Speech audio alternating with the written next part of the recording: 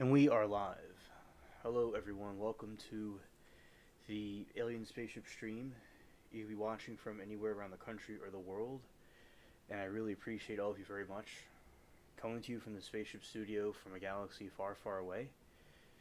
Hope everybody's been having a good Sunday. We are here, going to be switching over to the other window. Alright. And hello, it is me, Alien Spaceship, on this fine evening.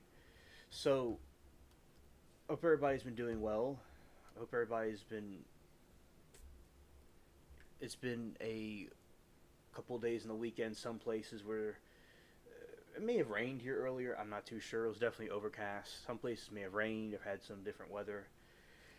We've been having... it was quite sunny some days. Some days it wasn't. It was interesting on Friday. I saw this type of thunderstorm thing come through, and then I saw this, just lightning and thunder. It wasn't any thunder, it was just lightning, and a cool breeze came in on Friday night. That's all that was. Hello, Miranda. Good to see you. Welcome. Miranda said, "Hey, I'm back. I just found out my grandpa passed away. A broken heart from my grandma passing. I'll be in the background. 2025 wasn't on my bingo card." It doesn't seem like it was, Miranda. And condolences for your loss. That is terrible. Condolences for your loss. You've been going through a lot this year. Yeah, it doesn't seem like it's the year for you right at the moment. And hopefully, as the end part of the year goes better for you, hopefully. But thank you for updating me. That is terrible. Absolutely. And today, you're welcome, Miranda. Today there is the Cox trucks out on both ends of the street. So it was not my end, it was the provider. Maybe a wire got cut down. Maybe something occurred like that. And it's good to see you, Aaron. I'm thankful for you being here. Thanks for hanging out with us. And yeah, there's Cox trucks on both ends of the street.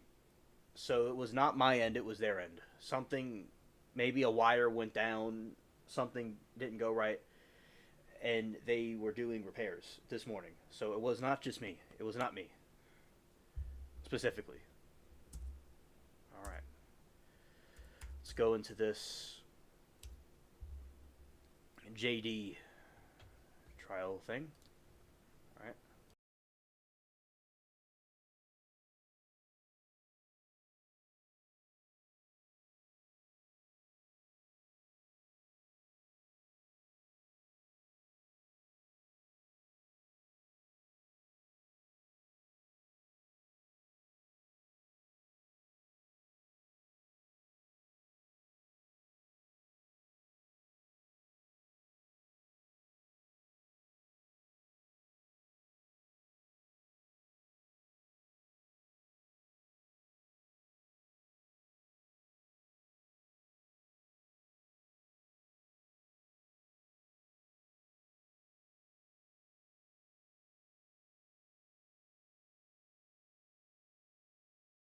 Yes, Aaron, I am glad that I was inviting.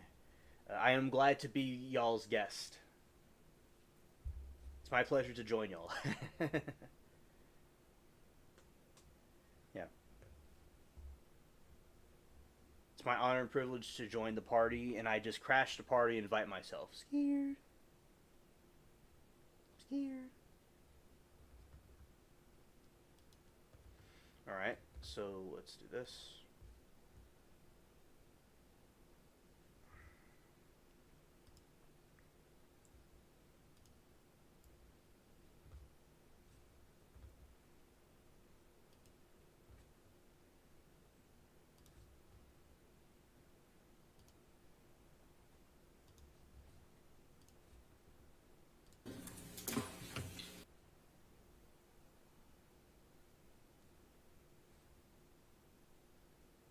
Mr. Waldman here.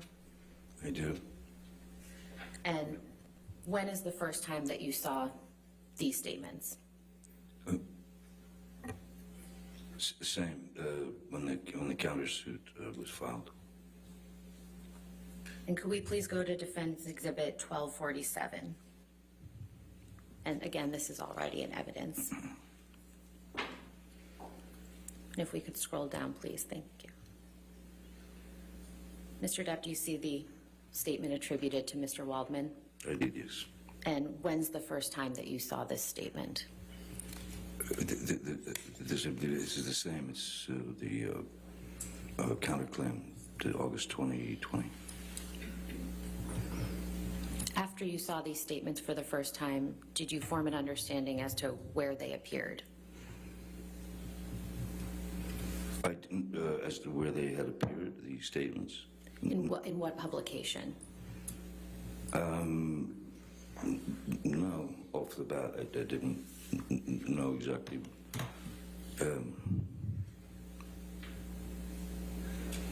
It just seemed like a lot of word salad to me.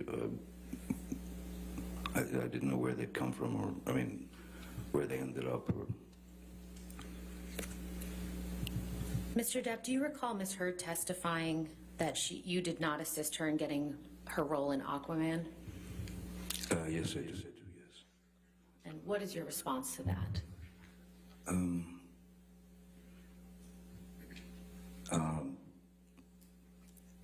It's not exactly true.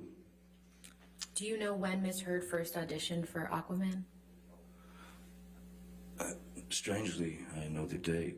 Well, no, yes, I do know the date, because I was scheduled with my band, the Hollywood Vampires. We had done 2 shows at the Roxy, which is a place in Los Angeles, to rehearse for we were invited to play at the Rock in Rio concert, which is a huge rock and roll festival. So we did the 2 shows to go to Rio and play there.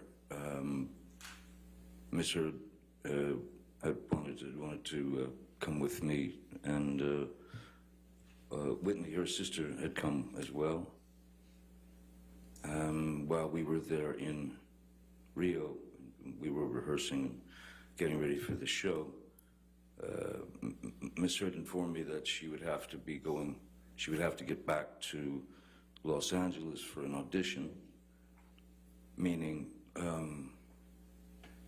it's basically after our 2-hour show or whatever, we would have to get on the plane immediately to make it back to Los Angeles for this audition. And that audition was at Warner Brothers. It was whatever film it was. And when were you performing at the Rock in Rio? Oh, sorry. Yeah, that was I believe it was the 24th of September. In what year? That was 15.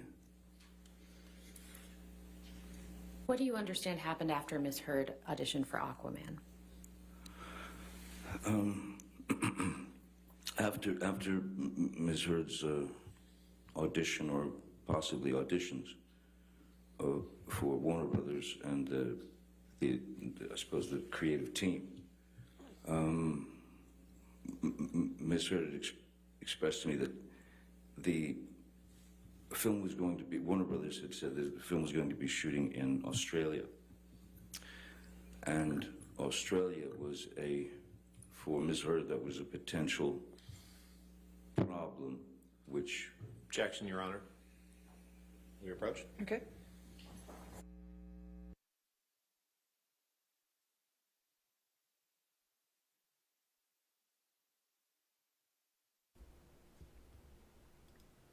Okay. So chat's hilarious. Miranda and Aaron both hilarious. And straight up, as a stylist, they only did bleach a huge chunk and never toned it, just some raw bleach hair. Exactly. Amber's roots are lit, but they're far grown out. Yeah. Chat, hilarious. Yeah, it does look like a bunch of bleach in her hair. And I'm not a hairstylist. I don't know anything about it. and huge chunk never toned, just some raw bleach hair. Yeah, and then wrapped it up like a pet squirrel. Oh no, it looks like a sheen pissing hurl. It looks like someone like hurled all over it. It has like a C. It looks like a bleach C. I guess her hair is high C.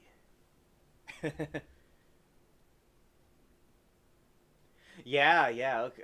Thank you, Chad. I agree. It looks like the a squirrel that's having a midlife crisis on her head.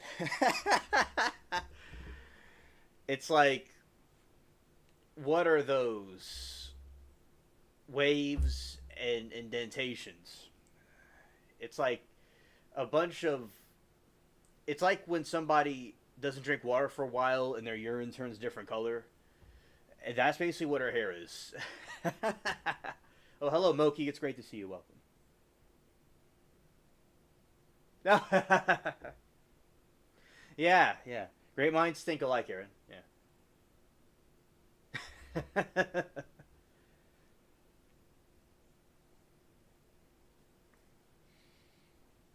Aaron, it's the different color tones and low lights to highlights.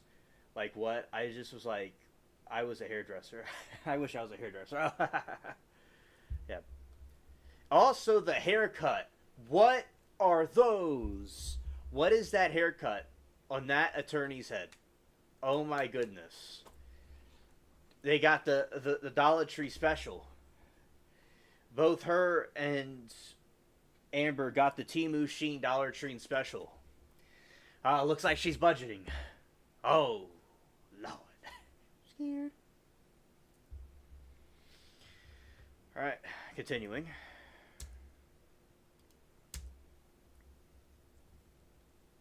Oh. Look at Amber's face. It's like, this is not somebody, in my opinion, that's been being abused.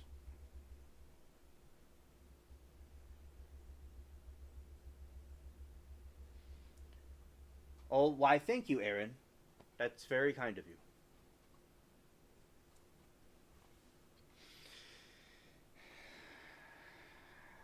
Yes, and it's like, you have these, Amber, she is completely, like, out of character there. Like, she completely is not being a victim. She's just putting on these actions, having these crazy faces, these smiles, these intimidating faces. It's not somebody that was abused, in my opinion. I'm not saying that he's perfect, but to the extent that he's being accused of is absolutely ridiculous.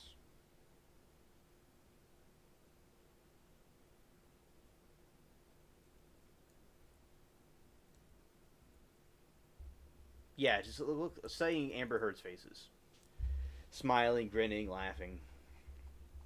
It's absolutely absurd. Scared. The hair police needs to come sooner because there's a hair crisis on aisle 7 right here.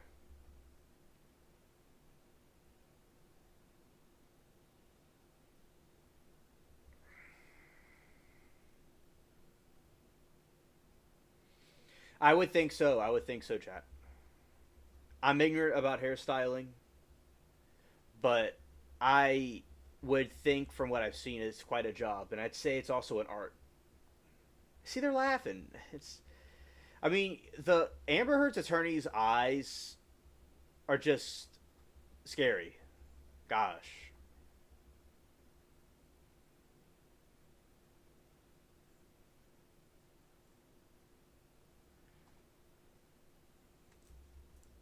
Okay.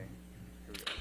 I apologize, Mr. Depp. Could you please continue? What happened after Miss Heard auditioned for Aquaman?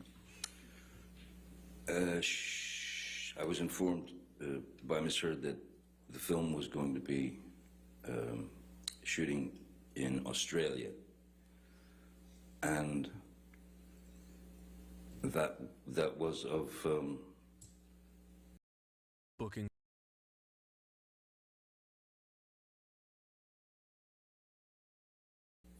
concern to her, and because it was of concern to Warner Brothers. So she asked if I would, because I'd had a multi, for a few years I'd had a multi-film deal with Warner Brothers, and so we'd been in business together. So I knew these people. I'd been on films with them. So she asked me if I would speak to them. I made a phone call and I spoke to. Objection, hearsay, Your Honor. I don't believe he said anything. I think he was going to say who he spoke to. All right, we'll see. Overruled at this point.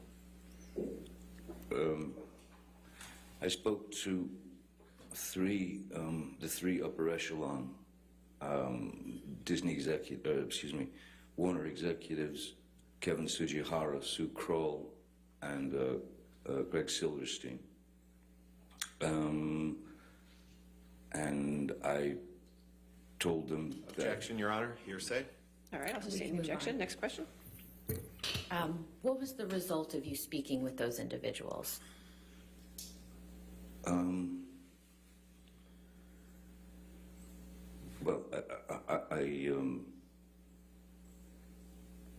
I can only say that ultimately she did get the job in the film. So hopefully I suppose I had curbed their worries to some degree. Mr. Depp, do you recall Ms. Heard testifying that she saw you consume 8 to 10 MDMA pills while you were in Australia in March of 2015? Yes, I do remember that.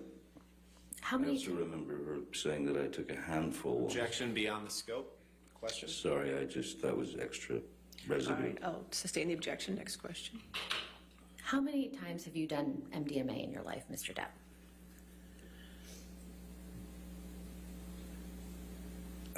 Actually, not that many times. I would say in my lifetime, maybe. In my lifetime, MDMA, 6, 7, maybe. And how much MDMA have you done on those occasions? Not enough to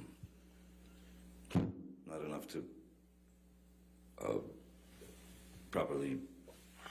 Well, not enough to properly experience what the chemicals are supposed to do to you. Have you ever consumed 8 to 10 MDMA pills at once? No, ma'am. No, I have not. And why is that? Because I'd be dead. I'm pretty sure I'd be dead. I think one would die. Yes, and probably rather quickly. Mr. Depp, I'd like to show you some pictures from the home in Australia that Ms. Heard testified about. Sure. Could we please pull up Defendant's Exhibit 1817, which is already in evidence?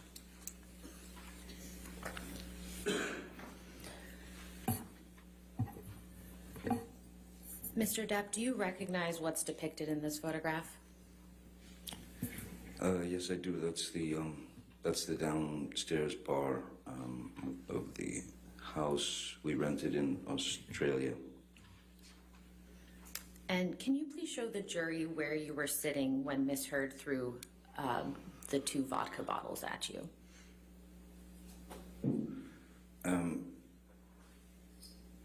If I touch this thing, it'll make a Yes, mark. it will. Yes. Okay. So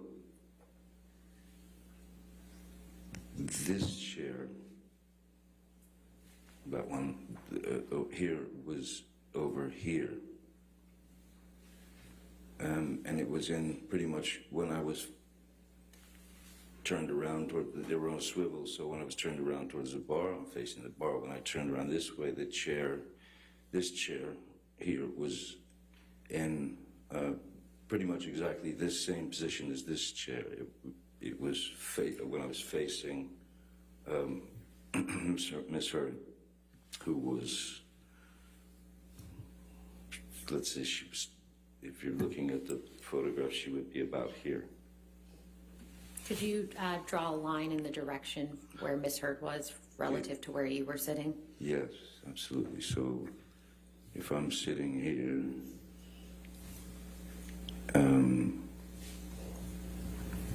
she was over here, like back here. Approximately how far away from Miss Heard, from you was Miss Heard, if you can recall? I would say it was probably 10, 12, 15 feet, maybe 10 feet, 12 feet.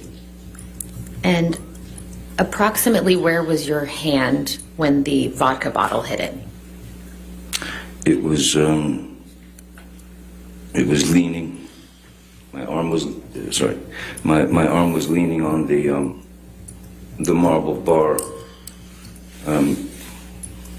Right there where the imaginary seat is, and leaning, kind of just leaning back and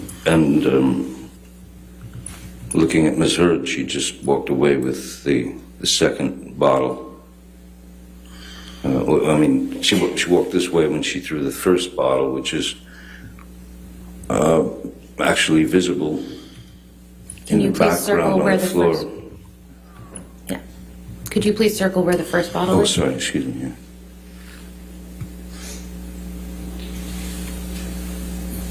All that is the exploded first bottle that went past my went past my head, and the second bottle hit right up here where my hand was resting on the marble bar. Can we please pull up Defendant's Exhibit 1820?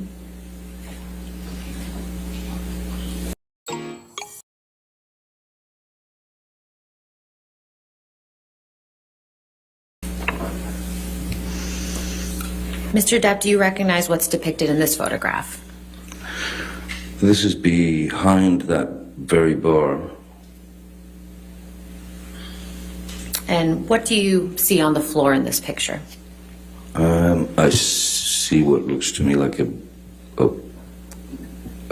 some kind of napkin. It looks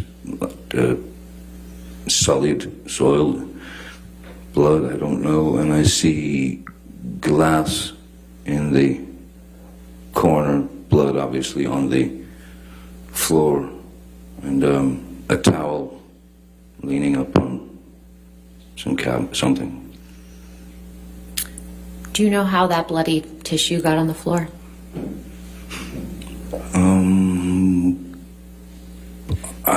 My best guess. Objection calls for speculation. Sustained. Do you know how the blood got on the floor, Mr. Depp? I'm pretty well. I know how the blood got on the floor. It came from my dripping finger, so that's why the tissue is. I'm 99.9% sure, since it is. Looks like it's got blood on it as well. Is what I held my finger held my finger with. Do you see the wall on the left side of the photograph? I do. Was there a wall-mounted phone on that wall? On the left side of the photo. No, I didn't. No. Not that I recall. No. Could we please pull up Defendant's Exhibit 394, which is already in evidence? Yes, ma'am.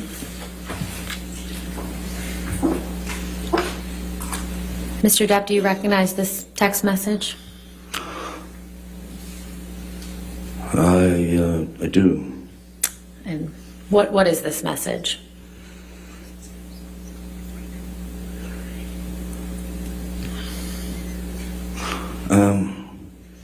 It's a text to Dr. Kipper.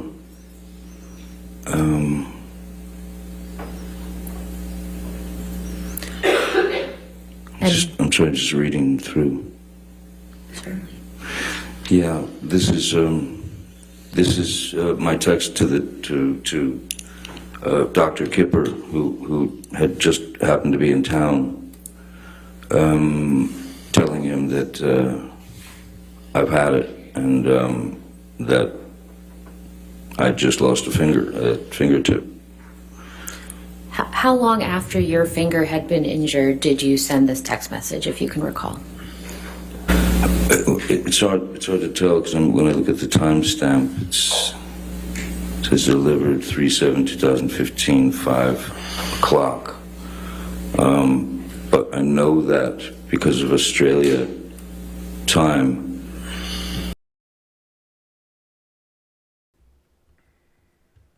Hey Todd, good to see you, buddy. All right, this is the text. Hi, fucked man, had another one. I just cannot live like this. She is a full of shit as a Christmas goose. I'm done. No more. The constant insults, the demanding, belittling, and most heartbreaking spew that is only released from a malicious, evil, and vindicative cunt. But you know what? Far more hurtful than her venomous and degrading, endless educational ranting, in her hideously and purposely hurtful triads, and her goddamn sicking treatment of the man she was meant to love above all. Here's all the real deal, mate.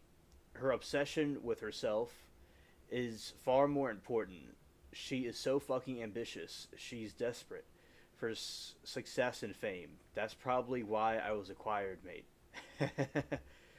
Though she had hammered me with what she said, old man has been, I am. Cowan has done me the most cruel of all favors. I'm very sad. I cut the top of my middle finger off. What should I do? Except, of course, go to a hospital. I'm embarrassed for jumping into anything with her.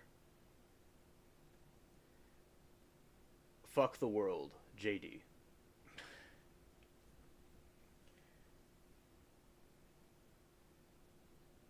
I agree, chat. I agree. He was right, though. She's obsessed with herself. Yeah, exactly. True.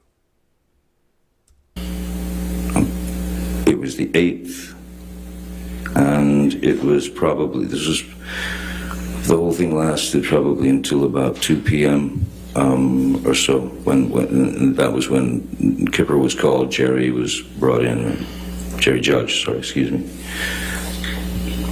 So do you have an estimate as to how long after your finger had actually been injured that you sent this message? I don't think it was very long. I think it was probably within the next, I'm sure it was in the next half hour or so. I would have had to sneak into a bathroom, lock myself in to type this out. And how were you able to send this text message to Dr. Kipper in the state that you were in?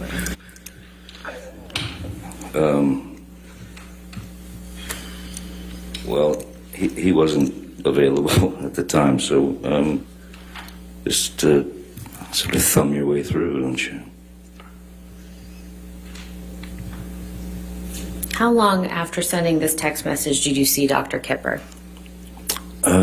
I don't recall it. I think it took them probably 30 minutes or more, 30 to 40 minutes to get there.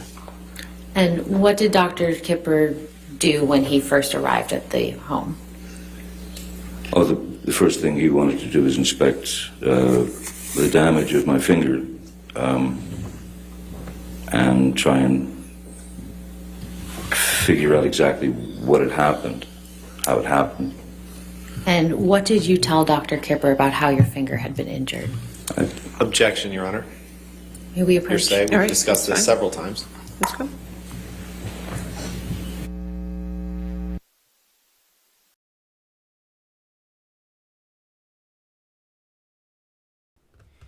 Welcome, Roxy. Good to see you. Yeah, so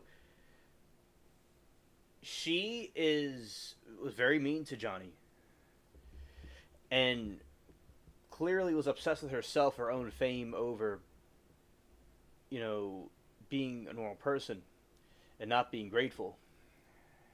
And Roxy says, yes, Amber sucks. She doesn't look or act like a victim of domestic violence. And Todd says, Aaron, women can be abusers too. They aren't found out that easily because women can manipulate stuff easy at times. Yeah, that is true, Todd, and I think that the system seems, in my opinion, favor women more. It could be in their favor a little bit more. Allegedly, I've heard in certain situations, or they might believe a woman more than a man. Allegedly, I don't have like a article to prove that, but that seems to be what people think. But yes, men and women both could be abusers. Monica Senatelli is another example. There was another case that was like that too, in the ballerina trial too. So yeah, you could certainly have women that could do stuff like that. Absolutely. And women that are victims of abuse should be compensated, but also men could be abused as well. And Roxy said, I agree, women can be abusers too. I actually know a couple of them. Yeah. It could go both ways. And Johnny did not have a history of abusing women or, hurting people like that. So it's certainly this situation is not from his end, it's from her end. Aaron said, Todd, I agree to an extent. I think society just exposed one side for a long time. Everyone can manipulate and lie, etc. Just hate that there was a side society was on. Exactly, Aaron. That was very wise and very well said. That, the spotlight was on one point of view, but now the spotlight's all over the view on both sides.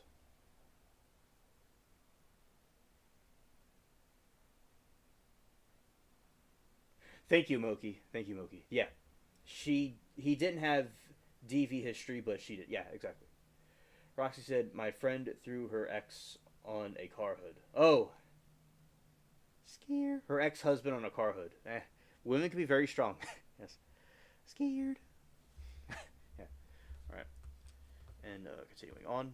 And a lot of her facial features are really inauthentic. Just smirky. It seems like she's plotting.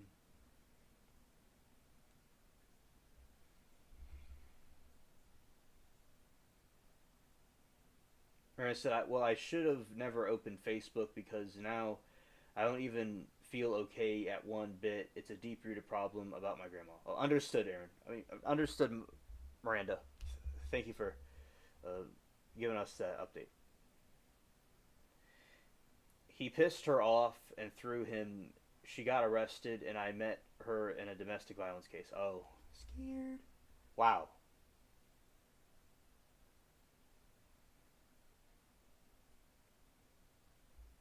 Scared.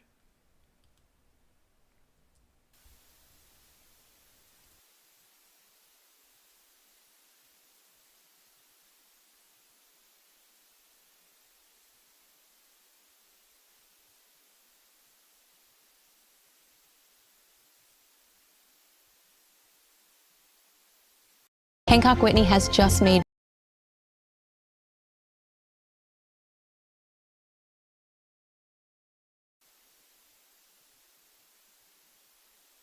She's tough as nails, Roxy. She's tough as nails. Well, getting old is scary. I feel bad. We're all going to pass one day. Thank you, Todd. Death smiles at us all. All a man could do is smile back.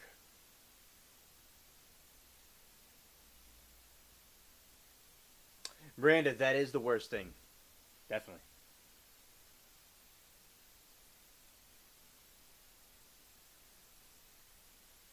Yes. Yeah, condolences for Miranda's loss. Yes, indeed.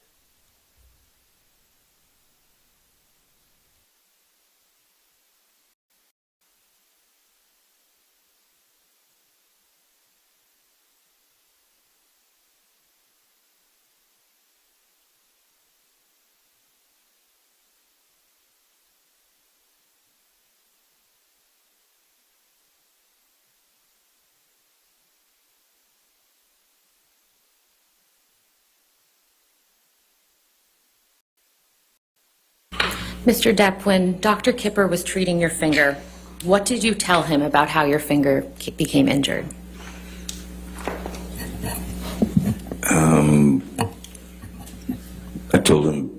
I told him that there was obviously, I mean, when you saw the damage in the house and everything, the blood everywhere, I mean, obviously there was serious damage done.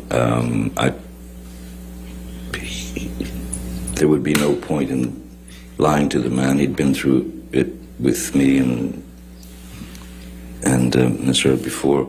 I told him that she had thrown a bottle of vodka and smashed and cut my finger off, the tip of my finger, just but a good chunk. I miss it.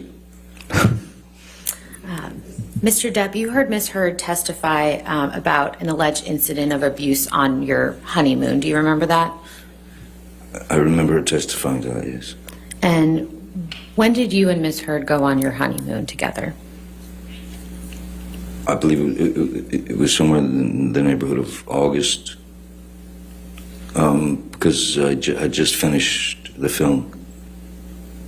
Maybe end of July, August. I'm not quite good on the exact date. Do you recall the year? It was 2015, I believe.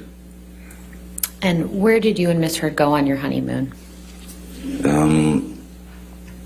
We took the Orient Express from Bangkok, Thailand to Singapore. And what happened while you and Ms. Heard were together on the Orient Express?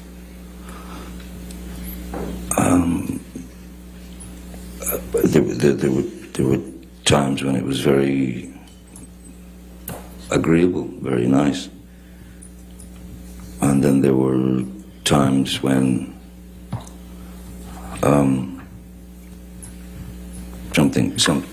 something had become dissatisfactory for her, and she would start the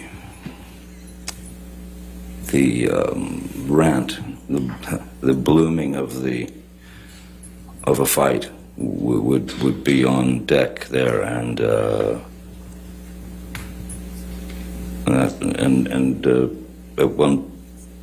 at one point, it didn't. I mean, I don't remember it lasting long at all. I just remember that I took a pretty good shot to the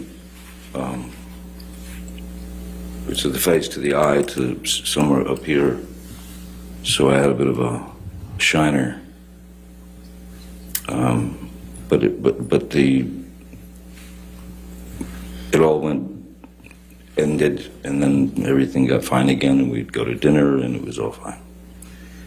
Did Ms. Heard ever apologize to you for giving you the shiner? I don't recall. Can we please pull up Plaintiff's Exhibit 162, which is already in evidence?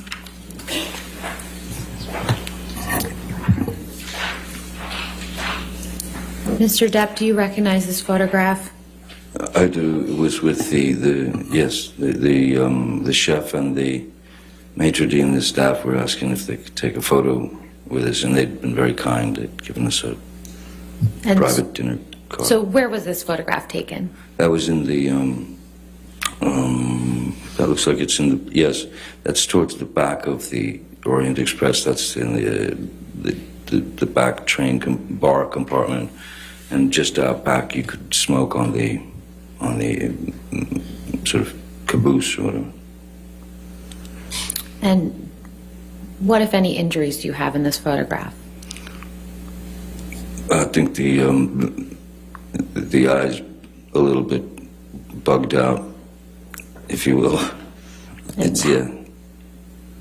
How did that happen?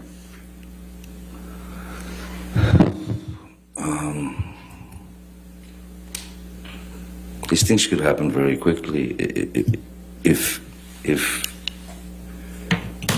you disagreed Objection, Your Honor, non-responsive.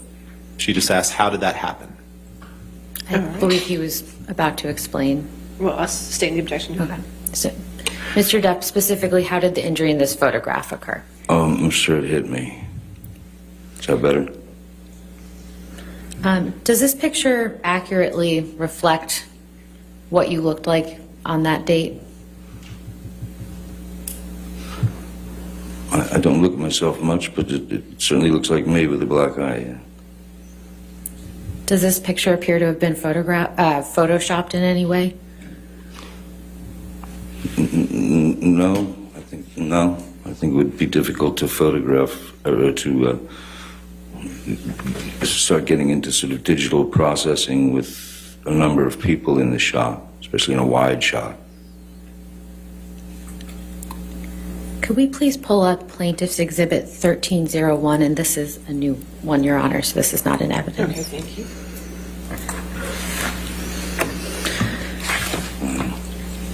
Mr. Depp, do you recognize what's reflected in this photograph?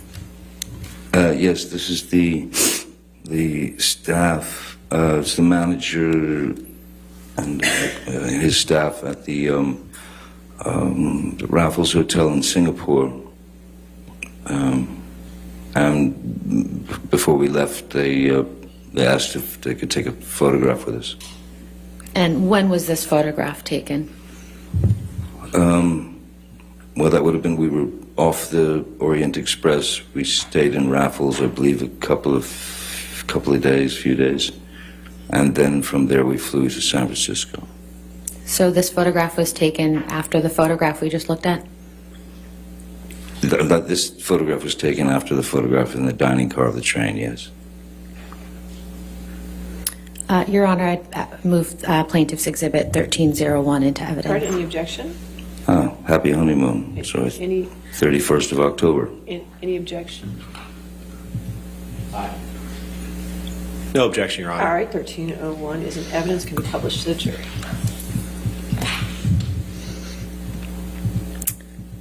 Mr. Depp, what, if any, injuries do you see on your face in this photograph? I see pretty much the same. I see that the area in here has been is swollen and yeah, there's a bit of a shiner there. Thank you. We can take this down.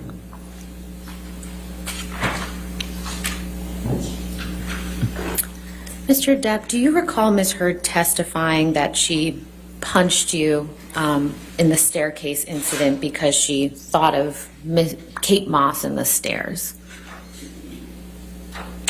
Do I remember her saying that? Yes. Yes, I do. 3 times. Yes, I do. Do you have any understanding as to what Ms. Heard was referring to? Yes, I do. And As Kate Moss, Kate testified, it was many, many years ago. And exactly what happened is what she said happened. I recall speaking with Ms. Heard about that very incident because of the downpouring of rain, because it was raining very heavily that day that Kate slipped. And I recalled the story to her. Objection, Your Honor. Hearsay. may we approach Your Honor? Okay.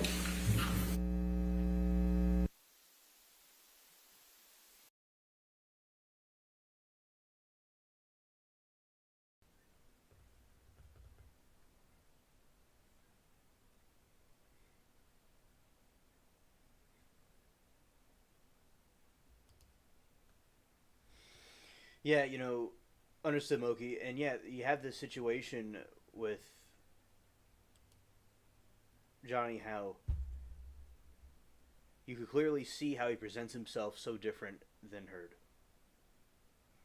And she's just turning around. Thanks for keeping us updated. Yeah, the sidebars, yeah. And thanks, Todd, for the hurricane update. And it's great that Todd beat cancer. Amen. Yeah, that is true, Roxy. I've heard that blueberries work in that situation. But, you know, this cancer is very serious because blueberries might help prevent cancer, allegedly. But, you know, I don't really... There's all kinds of different theories about cancer, that they're hiding the cures because of the pharmaceutical companies want to make money. There's all kinds of different theories out there about it.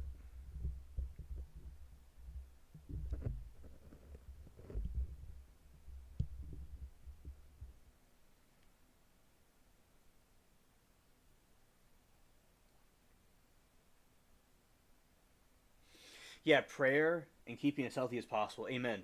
Amen, Todd. I do believe in the power of prayer. God may not always answer our prayers, but I do believe prayer is power. And God does things in his own timing, in his own way. He's the greatest planner ever. All right.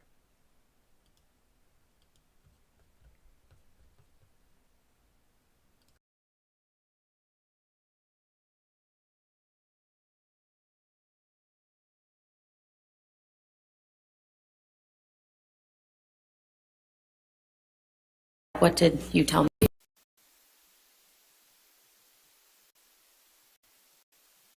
What did you tell Ms. Hurd about the staircase, or Kate Moss? I'll make it easy for Mr.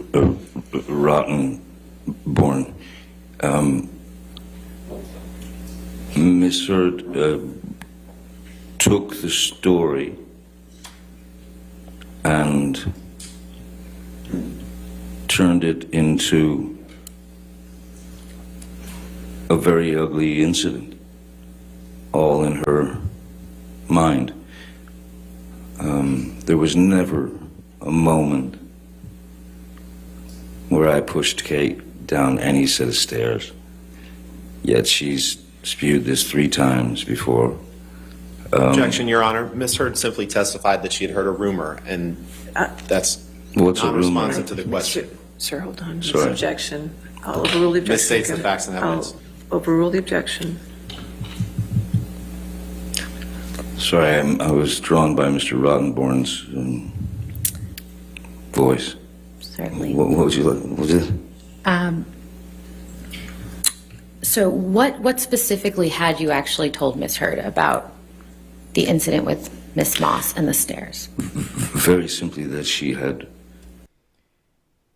Hello, Anna. It is great to see you. Welcome to the stream. Welcome. Good evening to you. We were in Jamaica. I had left our bungalow about 3 minutes prior to her. I was standing outside, and suddenly rain starts just coming down like it's, you know, a monsoon. And then I remember looking and seeing Kate coming out the door, and there were 3 little wooden stairs, and she slipped, her legs went up, and she landed directly on her coccyx and her lower back. So, and she was obviously physically in pain, and she was hurt, she was crying. Good evening, Eagle. Welcome to the chat. So I ran over and grabbed her to make sure she was all right. That's it. That's all I ever. That's the whole story. But then the rumor of it, I'd never heard a rumor of that before Miss Hurd grabbed hold of it. It's like that. I'm sorry. Mr. Depp, we heard testimony from Miss Hurd's sister, Whitney, during this trial. Do you remember that? Yes. And how would you describe your relationship with Whitney when you were in a relationship with Miss Hurd? I liked Whitney very much. Initially, I mean, when I first met her, I liked her very much, and grew to love Whitney very much, because I always, it seemed, Whitney, Amber's sister, Whitney, seemed to always get the sort of dirty end of the stick, and I felt bad for her for that, because it wasn't new. It had been there for life, and that was seemed pretty obvious. So I took to Whitney very, very quickly, very easily. She was a very sweet kid. She was wonderful. What do you mean that Whitney got the dirty end of the stick?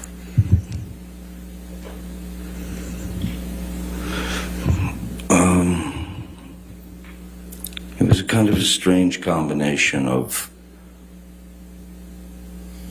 loving sister, trusted sister and friend, and then lackey, and then, you know, either the punching bag or the dartboard, or the recipient of some rather demeaning and ugly words, or she would have wine thrown in her face.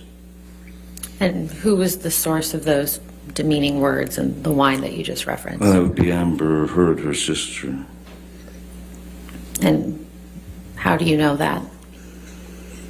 Well, I witnessed quite a lot of it. The wine in the face was something that happened in New York, which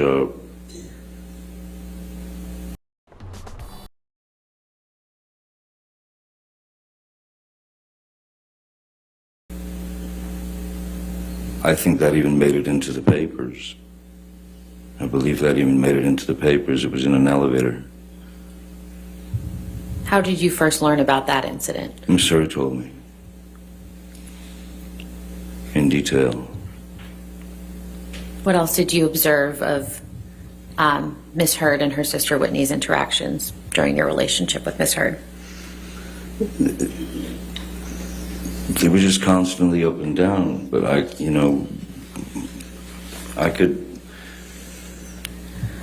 could sense, I could feel that Whitney was trying to please her sister, trying to be up to snuff, and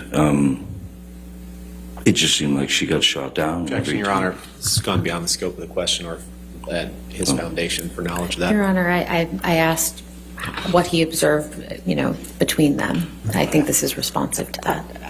And his testimony as to what Whitney felt is.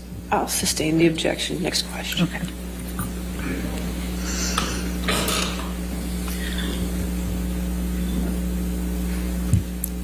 Did you ever see Miss Heard physically attack?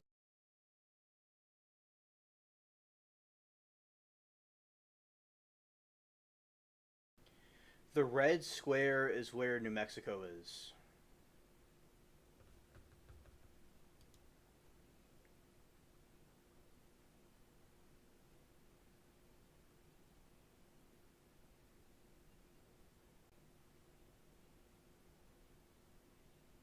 Miranda, that is a good point. I didn't think of that or know that. She says, I don't know if anyone knows this, but I Googled it like a week ago, and Amber Heard never had an interest in taking Johnny Depp's last name ever and never signed paperwork to do it. To whom asked about the hurricane question, there's a disturbance in the National Hurricane Center following the middle of Atlantic Ocean currently. Thank you, Todd. Thank you. Yeah. And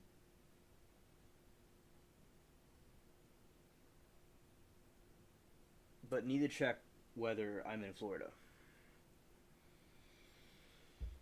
Alright. Scared.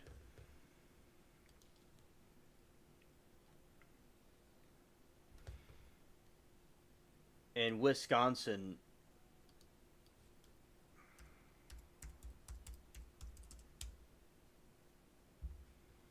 Wisconsin is on the other side of the country. Wisconsin's on the other side of the country.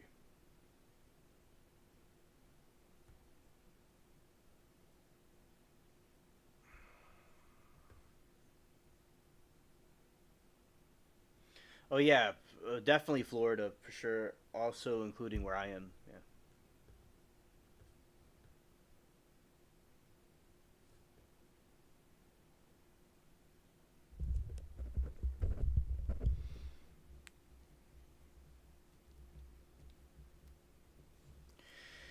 All right, so maybe I could be heard better. I had the microphone closer to me. So, Wisconsin is on the other side of the country from where New Mexico is.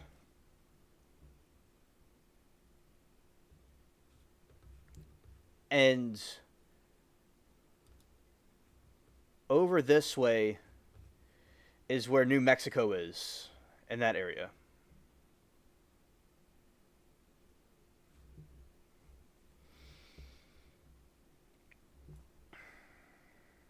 And yeah, right there and right next to Texas.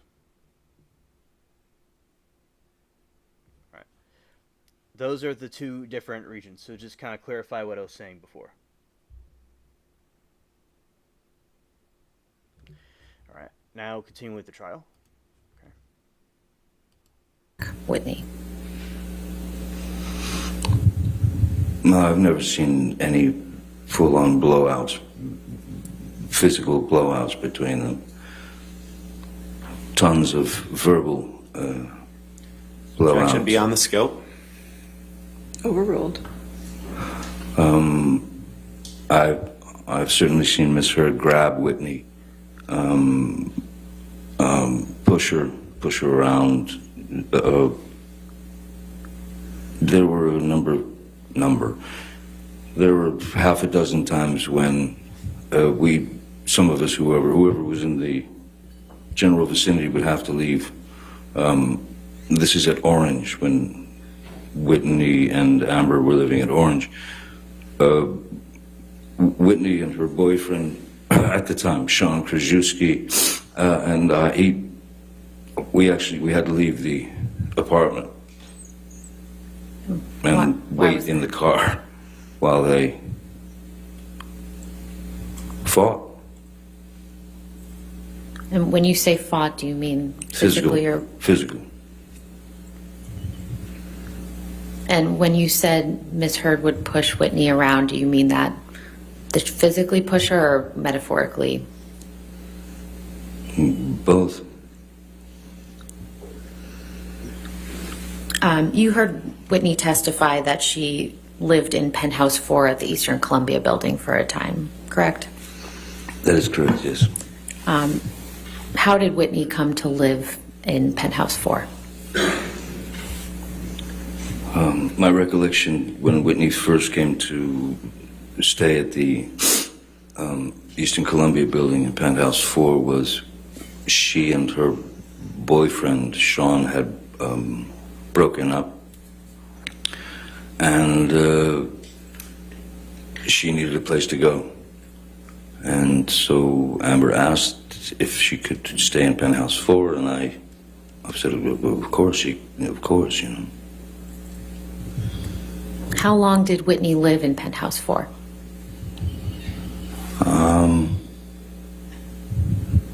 It was well over a year, on and off. Did you ever ask Whitney to move out of Penthouse 4? No, I did not, no. Why did Whitney ultimately move out of Penthouse 4? Objection, foundation. It's his apartment, Your Honor. He was living there. Oh, overruled.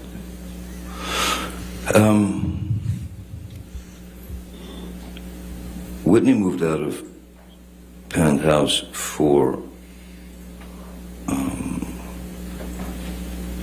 long before the marriage, and it was due to an argument that Ms. Heard and Whitney had which had to do with Whitney working at the Art of Elysium with Jennifer Howell and those people. And Amber asked her to leave, get out. Where did Whitney live when she moved out of Penthouse 4? My understanding is she went to live with Jennifer Howell. Your Honor, I know you anticipated having a motion at noon. You can keep going, that's Okay. fine, we can. How much longer in direct do you have? I have a bit. Okay, that's okay, go ahead. Mr. Depp, do you recall hearing testimony during Ms. Heard's case from Mr. Mandel? Yes, I do. And who is that? Mr. Mandel is my former business manager of 17 and a half years, who at a certain point I discovered had been embezzling quite a lot of money.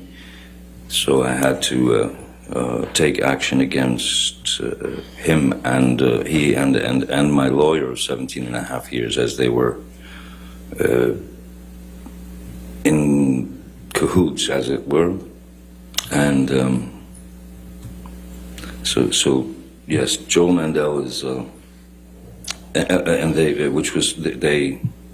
they settled their case with me. They made their settlement. But yes, it was the big. That was a very Joel Mandel is a very bitter man who ended up with a lot of money that I worked hard for over the years. Do you recall Mr. Mandel testifying in this case that you do not spend very much money on charity? That I don't, sorry? That you do not spend very much money on charity? Objection, Your Honor. You just want to approach? Approach. Okay.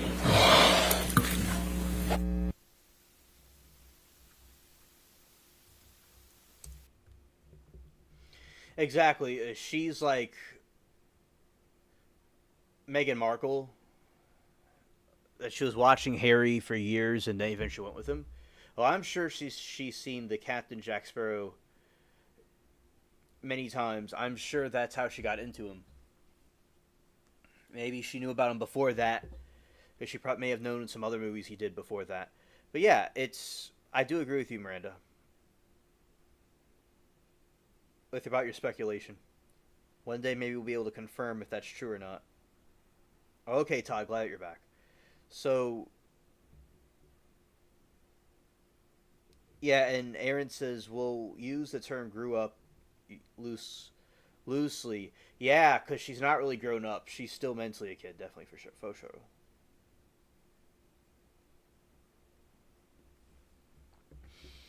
Miranda said, OMG, that is true. They say that's how Justin Bieber's wife is, and there's pictures of her stalking Justin Bieber when they were kids. Ah, yeah, exactly. Very good point. Yeah. I'm thinking she was like, 20 LMAO, Aaron. You're hilarious. Alright.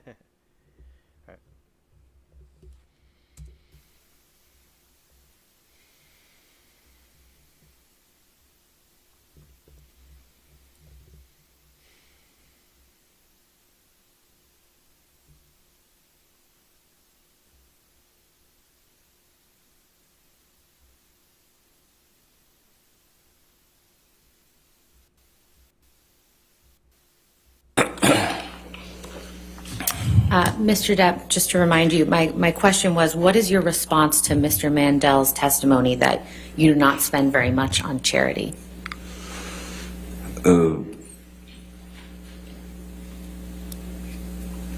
My response to that is Mr. Mandel is a very bitter man, and one thing about that, myself personally, with regard to charity donations, sending money to a charity. I prefer, I would rather that my name were not on it. I don't want the name to be the important thing or the thing that people talk about. So when I donate money, I donate without my name being involved because I don't see that that's important, my name being there in terms of money. Now, if I am able to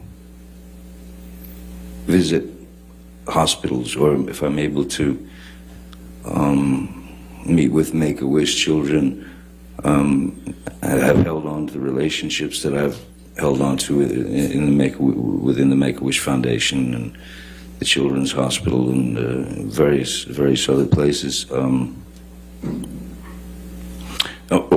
Then obviously my name is involved. When we held premieres in Leicester Square for several films, Charlie and the Objection, Your Honor. Chocolate Factory. Again, beyond the scope of his response to Mr. Mandel's testimony. I believe this is in response to Mr. Mandel. I'll overrule the objection.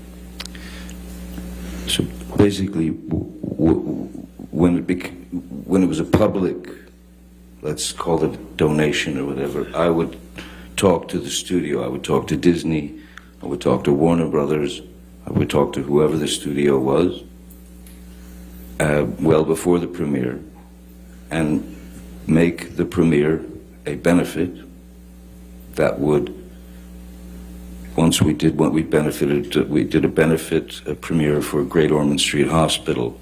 We did a couple of benefit premieres for the Make-A-Wish Foundation. I mean,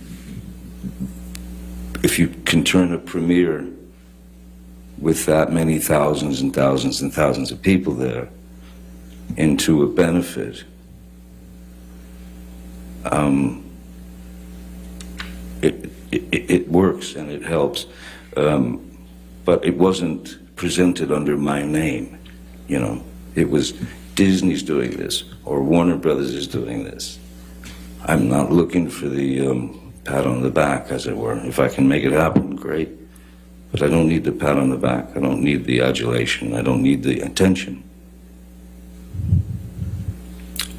Did you hear Ms. Heard testify that one of the charities she donated a portion of your divorce settlement to was the Children's Hospital of Los Angeles?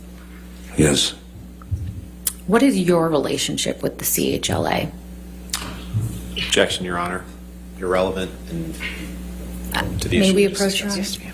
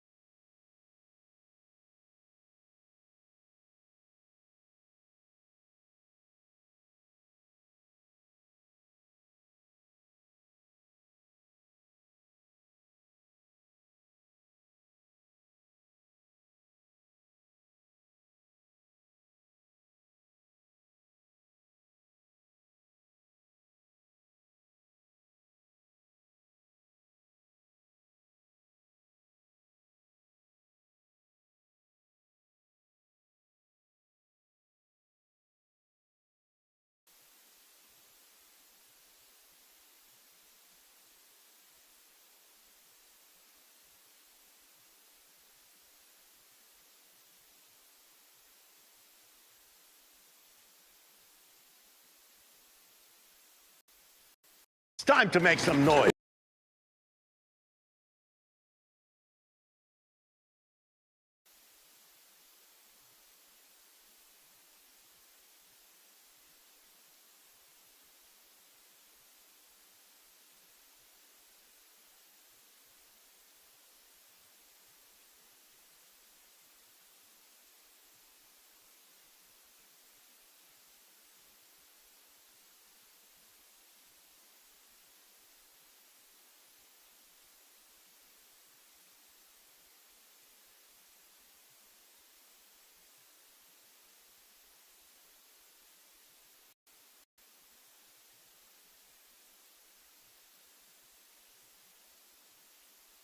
there and that their wishes. Play.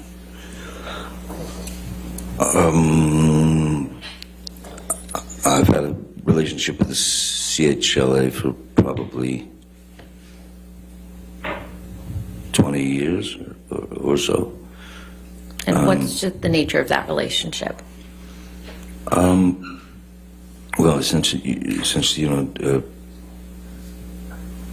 sometimes there are Make-A-Wish kids who are in the hospital there, and that their wish is to... Objection, Your Honor. Your Honor, may we approach? Sure.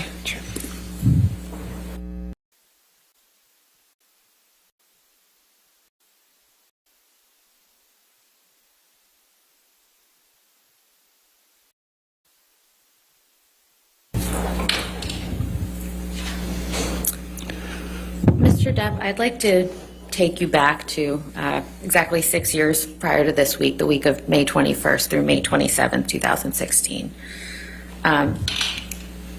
What happened at the beginning of that week?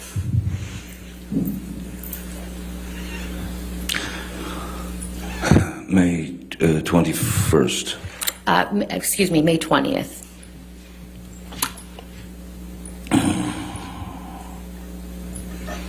May 20th.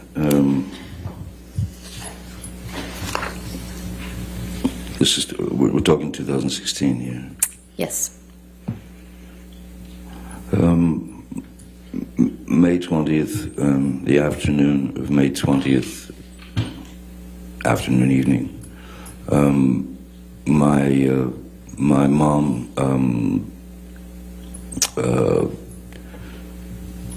made her exit. She'd been fighting cancer numerous times and for many years, and she fought all the way to the end. And so my mother passed away on the 20th of May.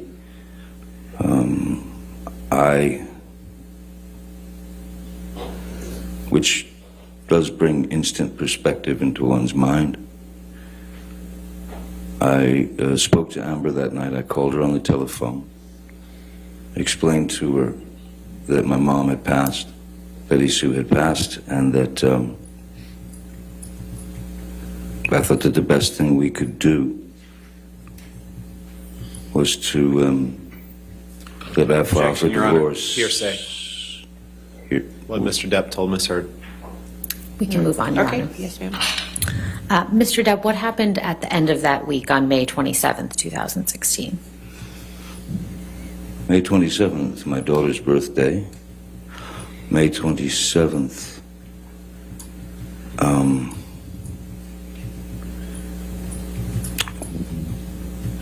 I was not in Los Angeles. I was on DeWitt on tour, and that was when Miss Heard went for the restraining order. And oh yeah, also that was the day that Alice Through the Looking Glass, a film I'd done, was opening. Did Miss Heard know that you were out of town on May 27th? Yes. And how would she have known that? Well, I told her I was going on tour. I mean, that was well established.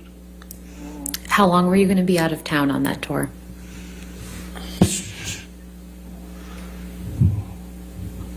2 to 3 months. And did Miss Heard know how long you'd be out of town? I don't know if she knew exactly how long I'd be out of town, but it was a pretty extensive tour of Europe.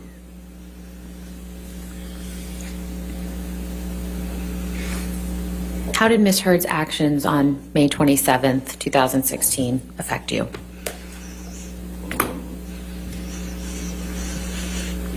Changed everything. Objection, Your Honor. Relevance Oh, it didn't change to everything? This lawsuit. Sorry. Sir, if you could wait till the objection, please. Yes, I'm sorry. Relevance. Tourette's. Your Honor, this is one of the key If you want to dates. approach.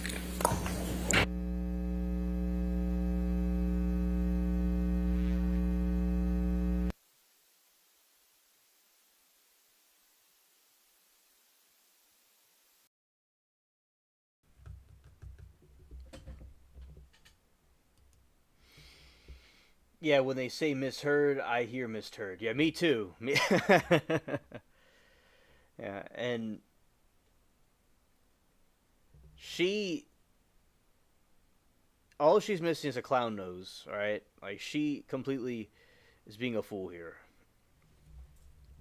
And then you have the different texts that we are seeing earlier that she basically feels that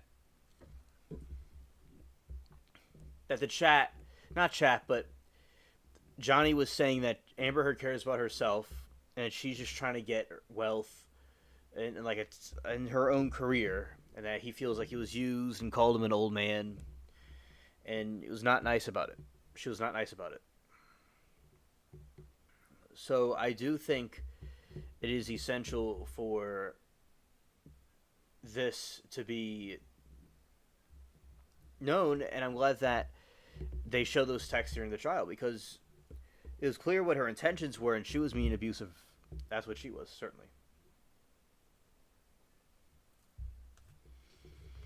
All right. Let's go here.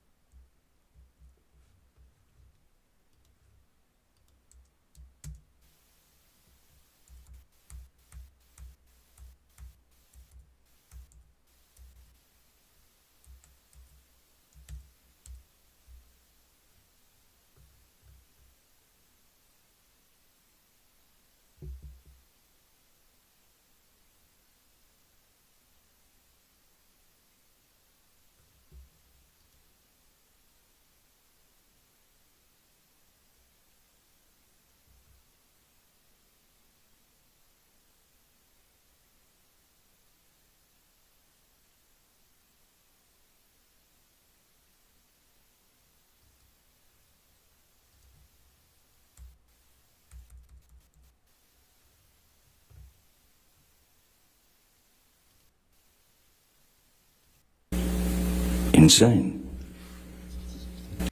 Testimony at this. I'm sorry. What has it been like for you to listen to Miss Heard's testimony at this trial? Objection, relevance, Your Honor. Oh, overruled.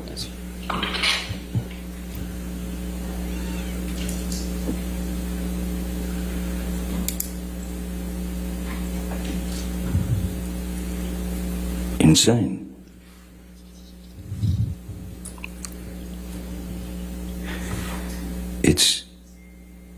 It's insane to hear heinous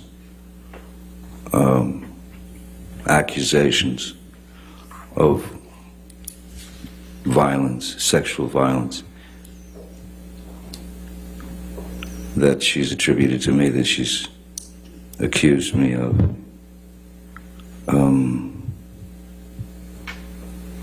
I don't think anyone enjoys having to split themselves open and tell the truth. But there are times when one just simply has to, because it's gotten out of control.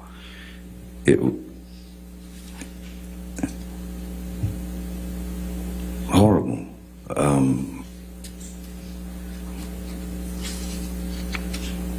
Ridiculous, humiliating, ludicrous, painful, savage, unimaginably brutal, cruel, and all false. All false. I wanted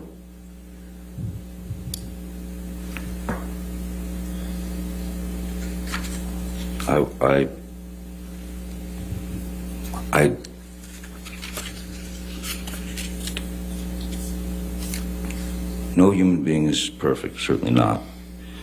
None of us. But I have never in my life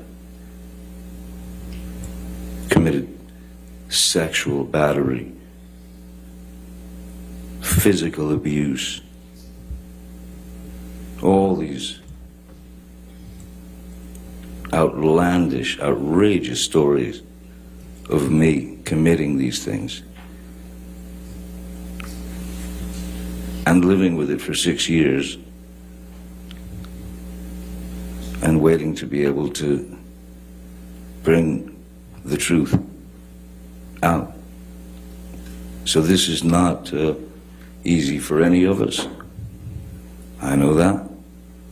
But no matter what happens, I did get here, and I did tell the truth, and I have spoken up for what I've been carrying on my back reluctantly for 6 years. Thank you. No further questions. All right. Did you want to take lunch at this point, or just, okay, all right, let's do that. All right, ladies and gentlemen, let's go ahead and take lunch this time. Do not discuss this case with anybody, and don't do any outside research, okay? Thank you.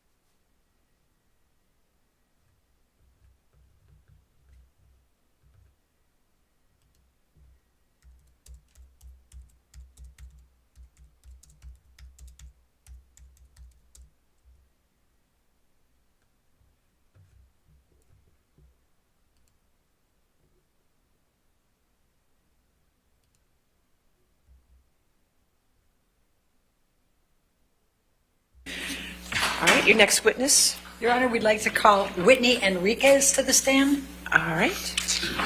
Come forward, ma'am.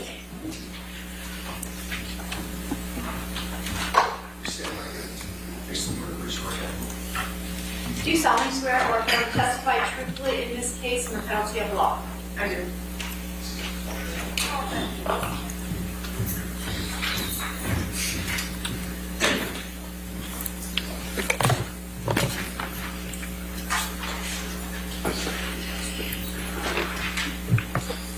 Thank you.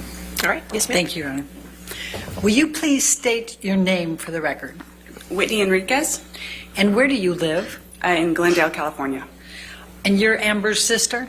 I am How old are you? 34. So you're her younger sister? Yes, Okay. Are you married and do you have any children? I am. I'm married with 2 small children, Okay. How old are your children? a 3-year-old and a newborn. He's just over 2 months old. And what is your profession? Before the pandemic, I worked in hotels doing various food and beverage management jobs, primarily events as well. Now, I'm going to take you to Mr. Depp and Amber, the early stages. When did you first meet Mr. Depp? Hello, Shell and Kara. Welcome to the chat. I met him sometime in 2011 for the Rum Diary press tour, but I did not meet him until 2012 as Amber's boyfriend. And were you living with Amber at the time? Yes, we had an apartment together on Orange Avenue. I split my time between there as well as an apartment I shared with my boyfriend at the time. Okay. Now, describe your relationship with Mr. Depp in the early stages. We got along really well at first. He was sober at the time, and Johnny, when he's sober, is very bright and beautiful and lovely and kind and generous, and he was very easy to get to know, and frankly, we all fell in love with him at first. Now, describe your observations of Amber and Mr. Depp's relationship in the early stages. Again, at first, that was wonderful. They were incredibly in love. I actually, to this day, have never seen my sister fall so madly for somebody. And things were wonderful. They seemed to really understand each other and get along well. But very quickly, this pattern emerged as their relationship went on, that if Johnny was using, there almost always was a fight. There was always a Objection, Your Honor. Cause for speculation, lack of foundation. All right, as a foundation, if you want to lay a foundation. What, if any, changes in their relationship did you observe? That when Johnny was using, there would be a fight. I saw it firsthand. Objection, Your Honor. Same objection. Overruled, that's fine. Thank you. Please continue. If he was using or if he was drinking, there was almost always a fight. There was always an argument. There was always a period where they weren't getting along, and it seemed to oscillate pretty quickly. He would be sober for a little bit and then almost just as quickly fall off the wagon and start to use or drink, and there would be some big blowout, and it seemed to go back and forth pretty frequently. There was never an extended period of time where it was one or the other. What, if any, changes did you observe in Amber over the period of her relationship with Johnny? At first, Amber was Amber. She was loud, fun, funny. She laughed a lot. She was just this happy, bright, fun-loving thing, always surrounded by friends. And then it was a progression that took over such a long period of time, and it was so slow. In hindsight, it was like watching a slow-motion gunshot. She suddenly stopped sleeping as much. She wasn't as funny, she wasn't as loud, she wasn't as gregarious as she used to be. Cut to the end of their relationship, she was so physically unwell. She maybe weighed 100 pounds soaking wet. She was emaciated, she wasn't sleeping. She had developed a heart condition, and her eyes were sunken in. She just looked Objection, like Your two Honor. different. Lack of foundation calls for hearsay. She's giving her observations. Well, heart condition, I'll sustain as to heart Okay, condition. Thank you. other than the heart condition, please continue. She just, if you were to do a photograph side by side, you would see two very different people. And people that knew her throughout the entirety of their relationships, all the same thing. What, if any, observations did you make about Mr.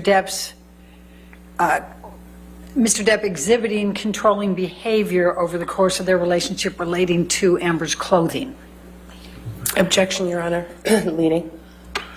What, if any, observations did she make about? I'll sustain the objection.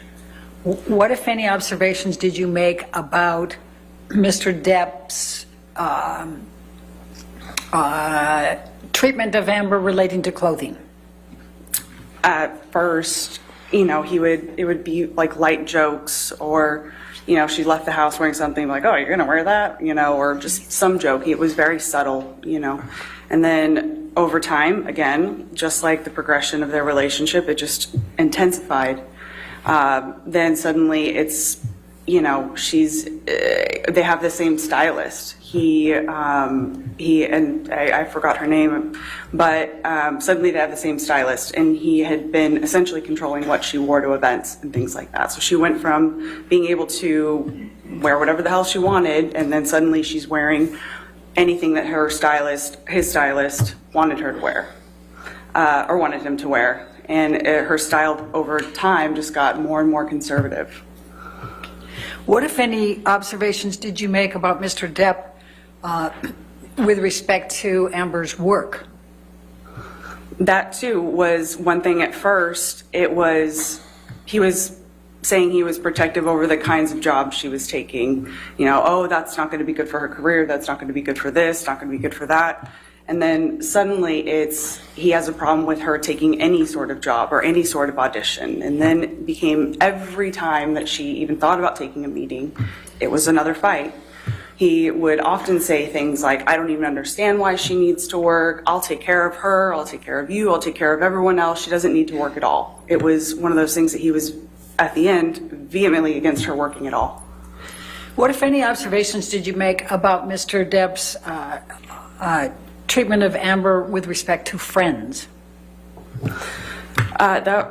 Again, these are all things that just very slowly over time just changed. At first, he was very inclusive of all of us. At one point, we all lived downtown together in these beautiful lofts. At first that was part of the relationship, was getting to know him and him getting to know us. And then just, again, slowly over time, he took issue with Brandon at one point, and then Brandon wasn't allowed in the fold. Time went on, he had an issue with Io. Io wasn't allowed in the fold anymore. And then at some point, even me, he had accused me of doing something horrendous that I had never done. And then suddenly, I'm not allowed around anymore. And just over time, she had such a small network of people that were there to support her. It was hard to watch.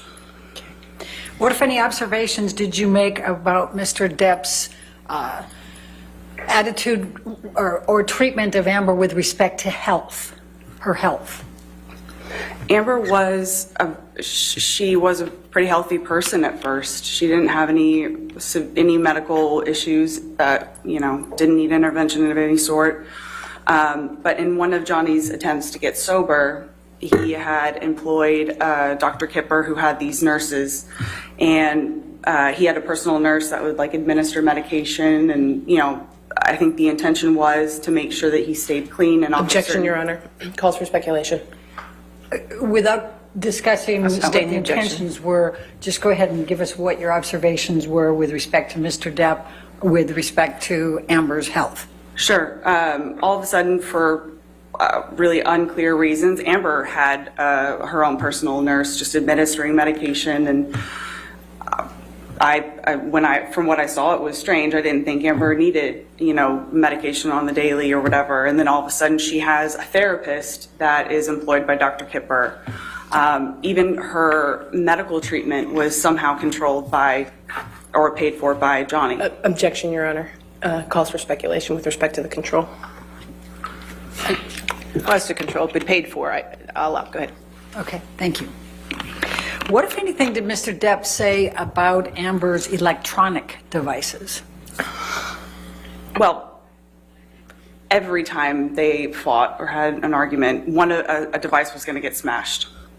And she lost a phone, a tablet, a computer. You could almost guarantee that something would get destroyed when they fought.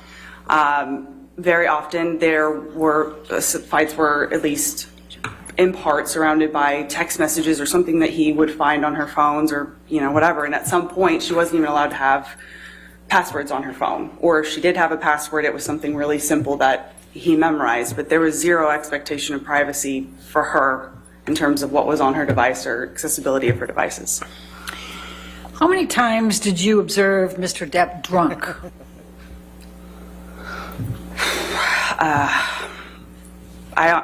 Countless. Too many times for me to quantify. How many times did you observe Mr. Depp high on drugs? Again, it would be really hard to put a number to that. It was a lot. And what types of drugs did Mr. Depp use, to your knowledge and your observation? Well, I've done cocaine and drank with him on a number of occasions, so that. Good to see you, Duke. Welcome to chat. He almost always had weed of some sort, marijuana, joints or whatever. I have seen him take MDMA on an occasion, shrooms as well. I once saw him consume a Ziploc bag that had a bunch of just unknown pills, some prescription, some not. He just took them all at once to see what would happen, and he laughed about it. Those are what I can recall. Okay. Now, you said that you also did cocaine with Mr. Depp, is that correct? Yes. What, if any, observations did you make as to what Mr. Depp carried in his pockets? Well, he always had He always had cigarettes or rolling papers. When I say cigarettes, I mean the tobacco and rolling papers. He always had a joint on him. If he was in a phase of using coke, he would carry around a little pill box that had his cocaine in it. He always had a pocket knife, a lighter, and yeah, it's about what I can recall. Okay. What, if any, behavior changes did you observe when Mr. Depp had been drinking alcohol or using drugs? Like I said, it was, a completely different version. He was almost unrecognizable when he was drinking and using to an excess. If it was alcohol and coke, he would slur. He would go on these paranoid, delusional rants about things that didn't make any sense. His speech would be slurred. I almost never knew him to use cocaine without drinking. Those were generally combined.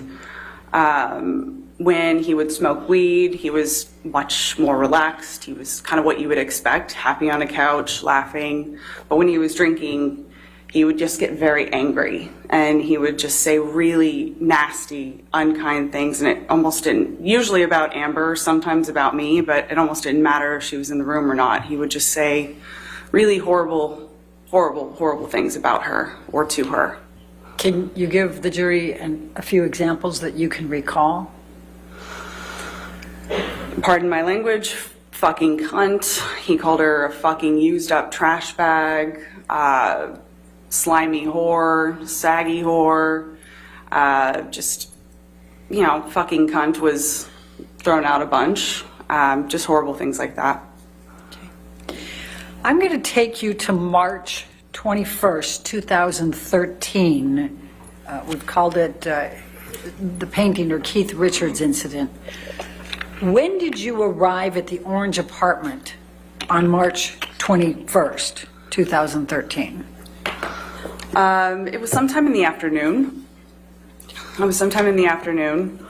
I came in, and Orange was typically a very neat, clean place, but as soon as I walked in, there was smoke in the air. Remember, it smelled like cigarette smoke, and there was smoke in the air. So somebody had been smoking inside, which was odd because Amber and I don't smoke, and Johnny used to always just go outside to smoke. But walking a little bit further in, there was like furniture askew. Going into the kitchen, there was, Johnny was sat at our little breakfast nook table that we had there, and he was wearing glasses. He had, there was cocaine in front of him. There was booze in front of him, journal, like no newspaper, things like that, just kind of scattered around at the table. And I sat down to talk to him to see what was going on. And it was really hard to understand what he was getting at. It was really clear that he had been drinking for some time. His speech was slurred, and again, it was really hard to follow what he was trying to tell me. At first, he seemed to be upset that my sister had been photographed with our friend Marie in France. He then started saying that it must have meant that she was having an affair with her, and everyone would be laughing at her. And this woman, her father was a French politician, so he then starts rambling on about, oh, he knows what her father's up to, and her this, that, and the other. And again, it was just this strange paranoid tailspin is the only way I can describe it. That just, it wasn't true. My sister wasn't having an affair with this person. Objection, Your Honor. I think it's pretty non-responsive at this point. All right, next question. Sustain the objection. Please describe what your conversations were and your observations were with Mr. Depp.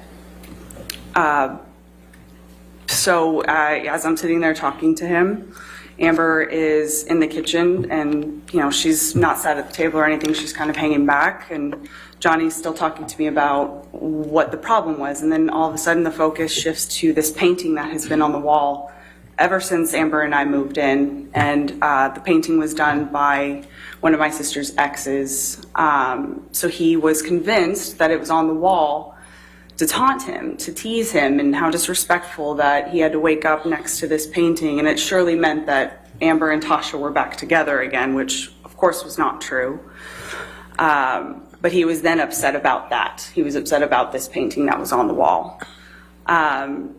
I was trying to talk to him, not only to just try to figure out what was going on, but I was trying to get him out of the house because he was already very late for filming this documentary that was being shot at one of his houses. Was that with Keith Richards? Correct. Okay. That was my understanding of it. Please continue. So for hours we sat there. I was trying to, talk to him, make him feel like everything was okay, just try to get him out of the house. His assistant kept coming in and out at one point.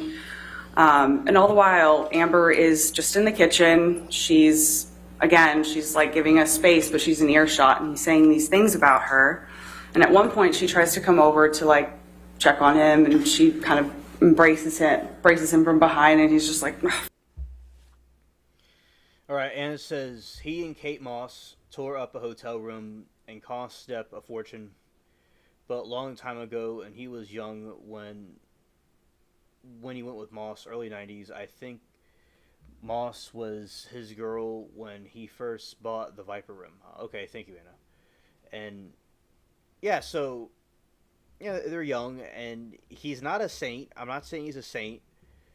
I don't think he was guilty of the things that Amber was accusing him of, but I'm sure, he did things he shouldn't have done, in his life.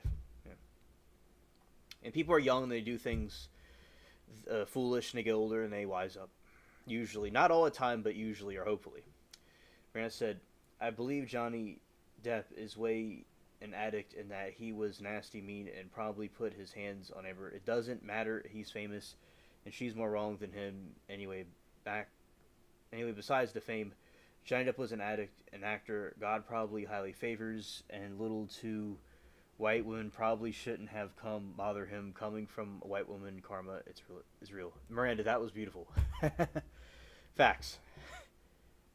There you go.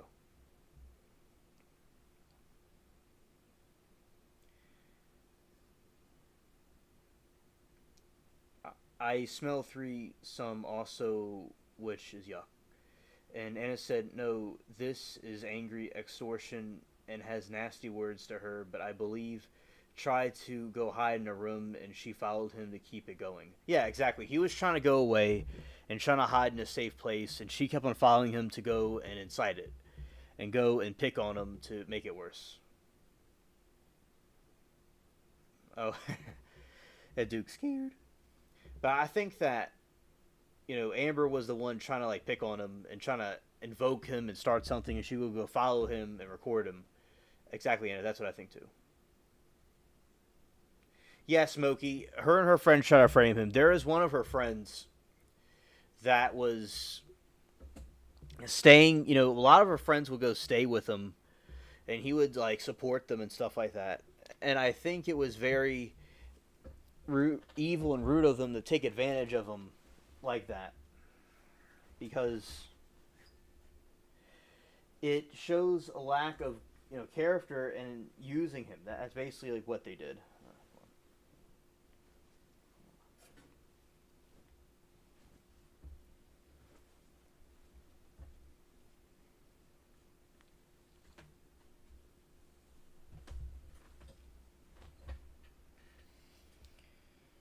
Yeah, a dookie on the bed, right? Fuck off, and continues to say these things about her. And again, we sat there forever, and eventually we did get him to leave the house. So, but he insisted that Amber come too, and that if they were going to work it out, she'd have to be there, and they would talk about it at some other point, I guess. Let me just stop you for a minute. What, if any, injuries did you observe on Amber at that time? At the time, it was before I had a real understanding of what was going on. It was pretty, I didn't know, frankly. And her face was swollen, but I didn't, and it was kind of red. I thought she had just been crying. And her lip did appear to be cut, but again, that at the time, that wasn't what we were trying to do. It wouldn't have been appropriate to, talk to her about it or anything. That wasn't my focus, frankly. My focus was just sitting there trying to figure out what he was upset about and get him out of the house. So how long were you at Orange with Mr. Depp and Amber before he left to go to the Keith Richards? A few hours. I couldn't say maybe around like 4 or 5 hours. Okay. It took a minute. Now, did you accompany Mr. Depp over to the recording, or did you stay?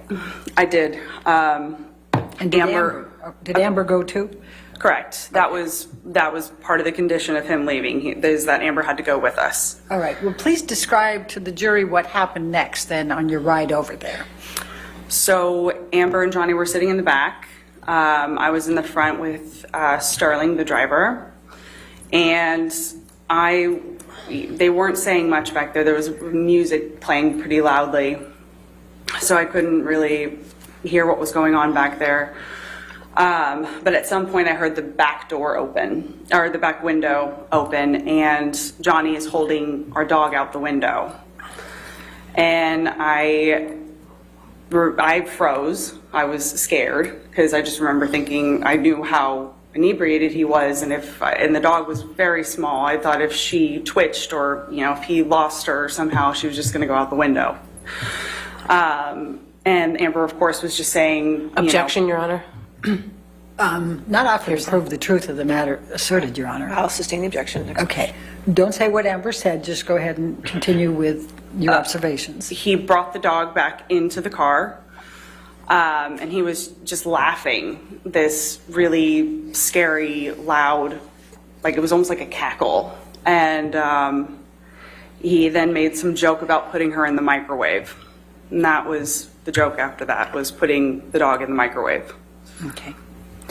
So during the year 2013, what, if any, marks did you observe on Amber? Any injuries or signs of markings, anything like that?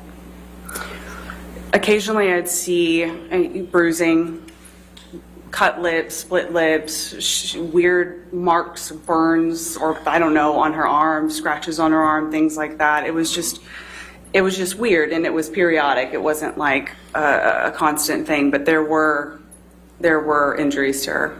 And what, if anything, did you do? Did you ask her about them?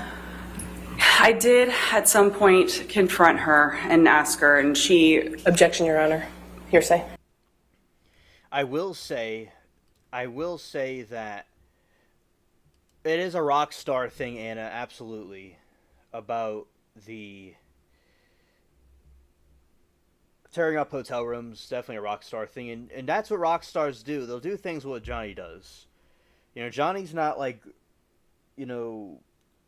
murdering people in the woods somewhere, or doing creepy things to women or kids or something. Like, he's a rock star doing rock star things. Like, that's like, so Amber trying to paint him as a creep was not accurate, and it was wrong. Because it's like, yeah, a rock star is going to be like that. It's basically like a really rough party, right? But it doesn't mean he's doing like creepy stuff, if that makes sense. Like, we talk about some of the on true crime stuff, we talk about evil people that do things. He's not like evil in that sense. None of us are perfect. We all can improve, all right? But still, not to this extent that Amber is saying. And she's the turd ambassador of Earth. I mean, she's queen of turds. So she, is the vile one, definitely. I do believe God favors people, in my opinion, too, Miranda. Yes. In my view, in my opinion. All right. Don't tell Sustain us. the objection. Okay. Next question. Okay. But you did ask her about them. Yes. Is that a yes? Objection, Okay. Your Honor. Same objection. Next question. That's fine. That's okay. Thank you, Your Honor. All right, I'm going to take you to June 2013, Hicksville. Were you in attendance at that event with Mr. Depp and Amber? Yes. Please describe for the jury what you can recall from that event. So Hicksville is like this, it's this like collection of themed Airstreams. It's like a little, it's in the middle of the desert. It's just like a fun little place to go. So we went with a group of our friends. And yeah, so each one of us had our own little Airstream or whatever. So my partner and I at the time, we got there last. So as we're going around checking out the different Airstreams, because again, each one of them had a different theme, so it was kind of fun to see, who was staying in which theme or whatever. I open Amber and Johnny's, and there's cocaine on the table. And I didn't really think much of it at the time. I was just like, all right, fine, we're all here to have fun. And that night, we sat around the campfire, everyone was drinking, some people were taking shrooms, Anna, I remember that. Scared. I open Amber and Johnny's, and there's cocaine on the table.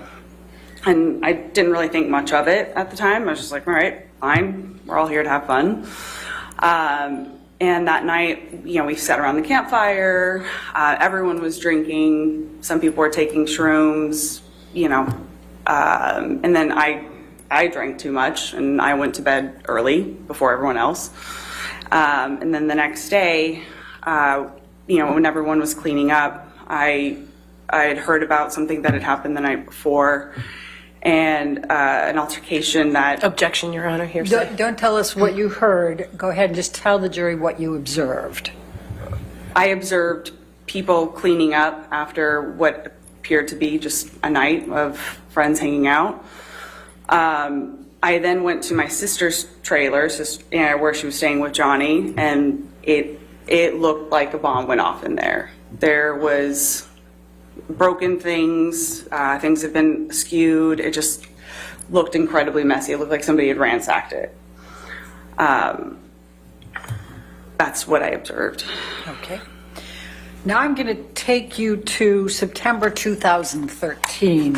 What, if anything, did you do with Mr. Depp relating to going to London? So September 2013, that was around the time of my birthday.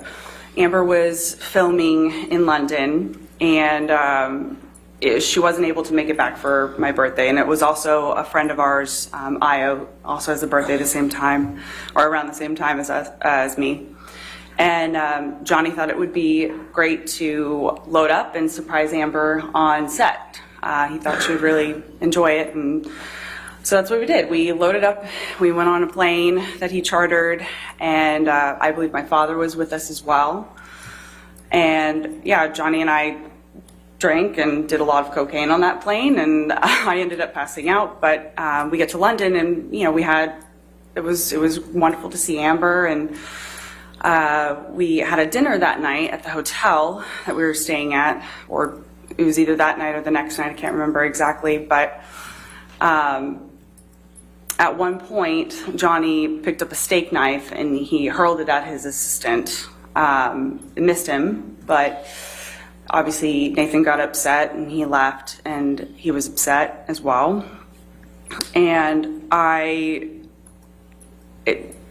fight broke out between Amber and Johnny that night. I didn't witness it. I wasn't there. I knew that they were... Objection, Your Honor, lack of foundation. All right, I'll sustain the objection. Okay, Next question. So you can't tell us about it if you weren't there. So Okay. what happened next that you were aware of? I left sometime after that, and when I touched down in Los Angeles, I learned that they had... Objection, Your Honor. Not after to prove the truth of the I'll matter, sustain Your the Honor. objection. Next question. When did they get engaged? They got engaged at some point when I was on the plane. I left London. By the time I landed in London, they were engaged. Okay, thank you. Now I'm going to jump all the way to November 2014, the 2014 Hollywood Film Awards. What, if any, involvement did you have with Mr. Depp relating to the Hollywood Film Awards? I was called over to where he was getting ready, 80. And when you say 80, are we talking about Sweetser? Yes, that's one of the houses that is on that street that Johnny had. He had several houses on that street. 80 was the one that he referred to as like the man cave. That's where he spent a lot of time. So I was summoned to 80, again, following a fight that he and my sister were having. And Objection, Your Honor. Lack of foundation. I Just go on, just don't talk about what you weren't party to. You got there, please tell the jury. Okay, objection, go ahead. Okay, please tell the jury what you observed, what happened Sure. when you were there. Sure.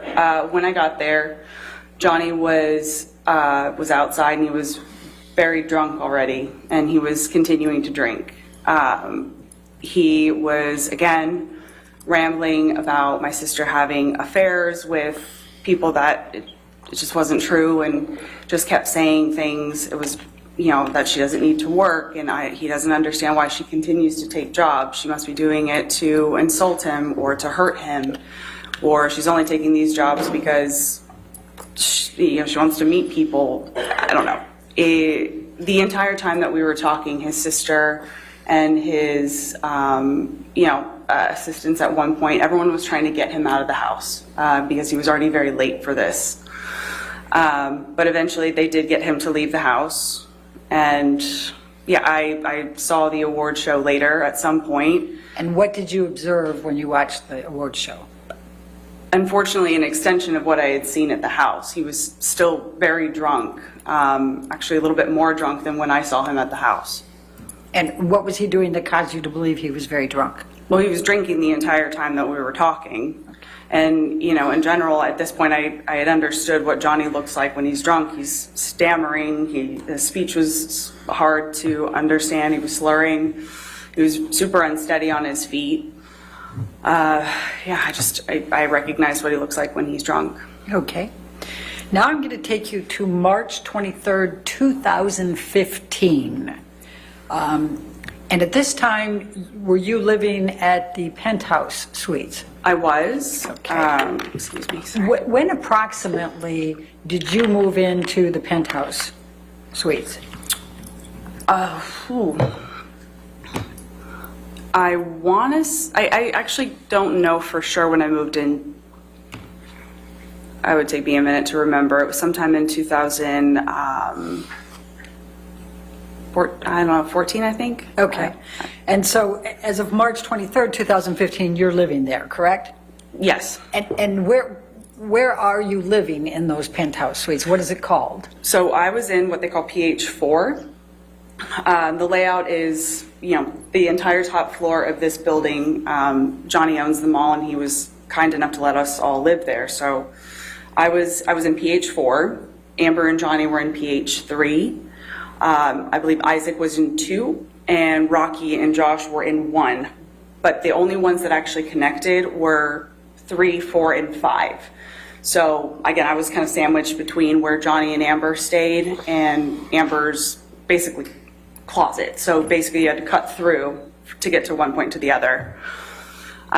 So I was sleeping. I woke up to Amber in my bedroom saying, "Can you believe he's cheating on me?" Objection, Your Honor. You're not offered to prove the truth of the matter asserted. Thank you. Overruled. Go Thank ahead. you. Please continue. She said something. She said overruled. It's okay Oh. for you to say what. Oh, just sorry. Just briefly what you just explained. I woke up to her saying, "Can you believe he's cheating on me? Your fucking brother is cheating on me." I got up. I told her to stay right there. Objection, Your Honor. Hearsay. It's not offered to prove the truth of the matter That's asserted. overruled for that statement. Go ahead. Please continue. I instructed her to stay in my apartment while I go and talk to Johnny. So I leave PH4. I leave her in PH4. And let me just stop. Are you sober, drunk? Have you been drinking? Oh, rare occasions where I was sober. It was in the middle of the night. I was asleep. So I'm sorry, I'm not sure that I understood your question. So you were sober? Oh, absolutely. Yes. Okay. Yes. Okay. Please continue. So I go to PH5 where Johnny, Debbie, and Travis were all standing in the kitchen of PH5. I went down there to talk to him, and again, I can tell he's clearly drunk, and he has a bottle of alcohol of some sort in front of him as well. And again, he's talking to me about how Amber found these text messages between him and a woman called Rochelle. And then he started saying that this woman was meaningless. It wasn't anything special. She's nothing special. But then he immediately shifted to, well, Amber pushed me. Amber made me do it. Yeah, of course I'm cheating on her, whatever. And it suddenly became about Amber making him do it. At some point, then Amber is on the mezzanine level of PH 5. So it's kind of hard to explain. So the kitchen's down here and the mezzanine's up here. So she's there, it's her little office nook, and she starts shouting at him, saying, Objection, Your Honor, hearsay. It's not offered to prove the truth of the matter asserted, Your Honor. She's screaming expletives at him. I mean, that's not offered to prove the truth. Overruled. Thank you.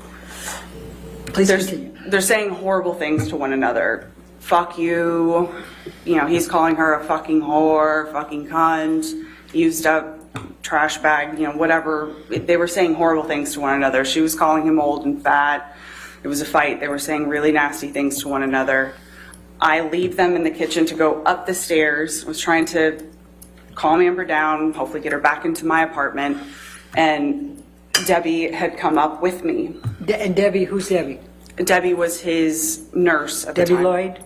Yes, I believe that was her name. Okay. So we're with Amber on the mezzanine level. I'm sorry, just so we know who where is. Is it you and Debbie that are with Amber, or is it? Yes, Debbie, Amber, and I are all in the little mezzanine area. And as I mentioned, the mezzanine overlooks the kitchen and the living room. So Johnny then hurls a Red Bull can and it hits Debbie in the back. She didn't even react. She didn't really seem to notice. But I'm standing up there I'm at the top of the stairs with my back to the stairs. And that's when Johnny runs up the stairs. And I'm facing Amber. He comes up behind me, strikes me in the back, kind of just somewhere over here. He strikes me in the back. I hear Amber shout, "Don't hit my fucking sister." She smacks him, lands one. And then he grabs, at that point, that's when Travis runs up the stairs after Amber landed one. But by that time, Johnny had already grabbed Amber by the hair with one hand and was whacking her repeatedly in the face with the other as I was standing there. Travis pulls them apart. I get Amber into mine. I close the doors behind me and lock them. I then hear Johnny's voice shouting. Never mind, withdraw. Okay, sorry. I hear Johnny's voice shouting, I fucking hate you. I hate you both. You fucking cunts. You fucking whores. And I hear crashing. I hear crashing and banging and smashing, and he starts screaming like an animal. And I then just moved Amber into the next room, and I just kept her there all night. The next day, I go, and I see her closet has been completely destroyed.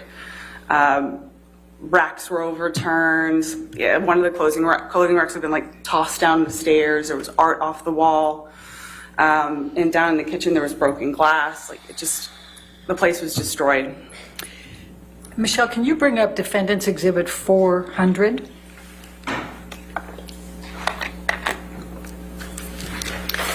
Whitney, do you recognize this text exchange here? I do. Okay, and it's on March 23, 2015 at 6:57, is that correct? Yes. Okay, could you describe, Objection, just Your Honor. identify it, please? Yep, sorry, on hearsay grounds. All right, you want to approach? We'll just take a look.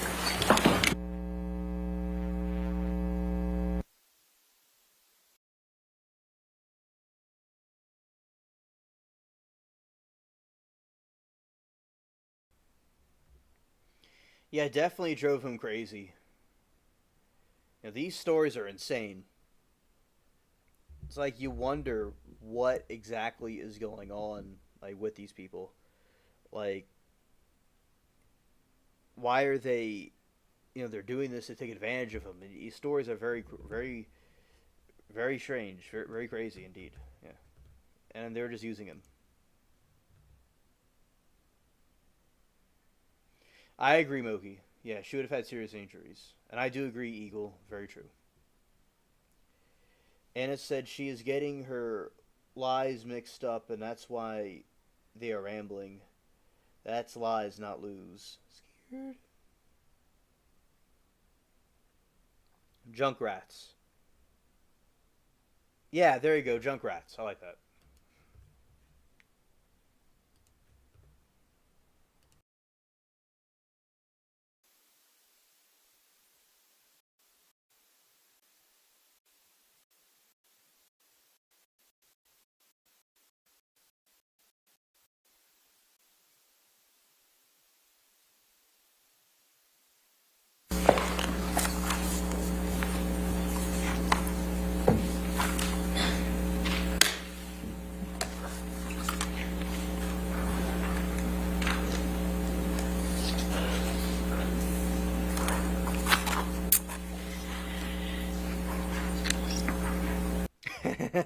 Hilarious, Anna.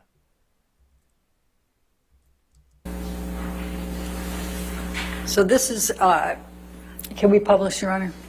Yes, it's in evidence, yes. Thank you.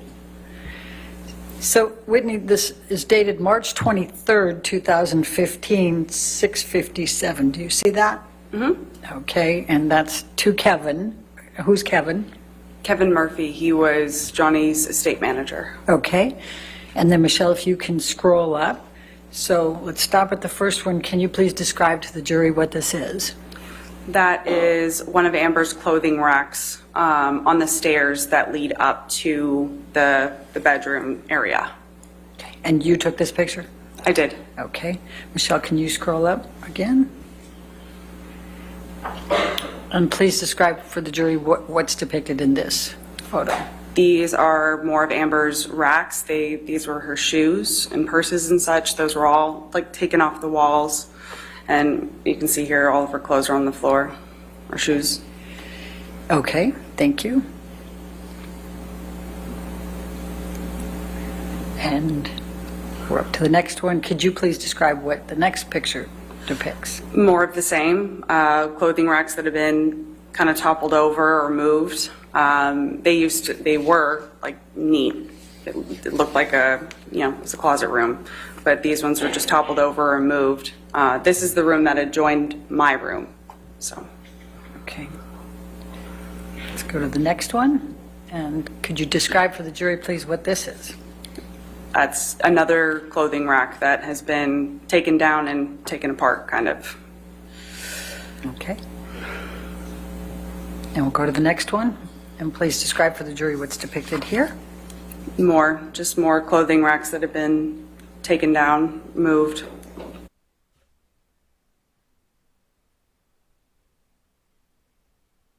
Depicted here. Same thing, just more clothing racks that were toppled over. All right. And if we go to the next one. And this is the kitchen area.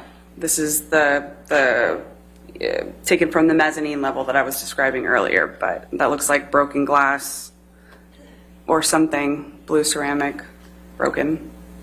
Okay, and if we go up, and the top one there looks like part of what was earlier. Let's go to the bottom one. I think we have a bigger picture there. Does that help with Yes. what's depicted there?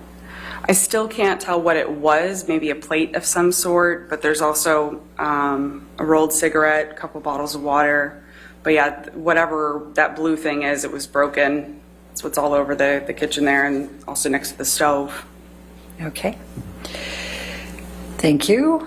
After the staircase incident, what, if anything, did Mr. Depp ask you to sign? There was an NDA on my kitchen table. Can you tell the jury what an NDA is?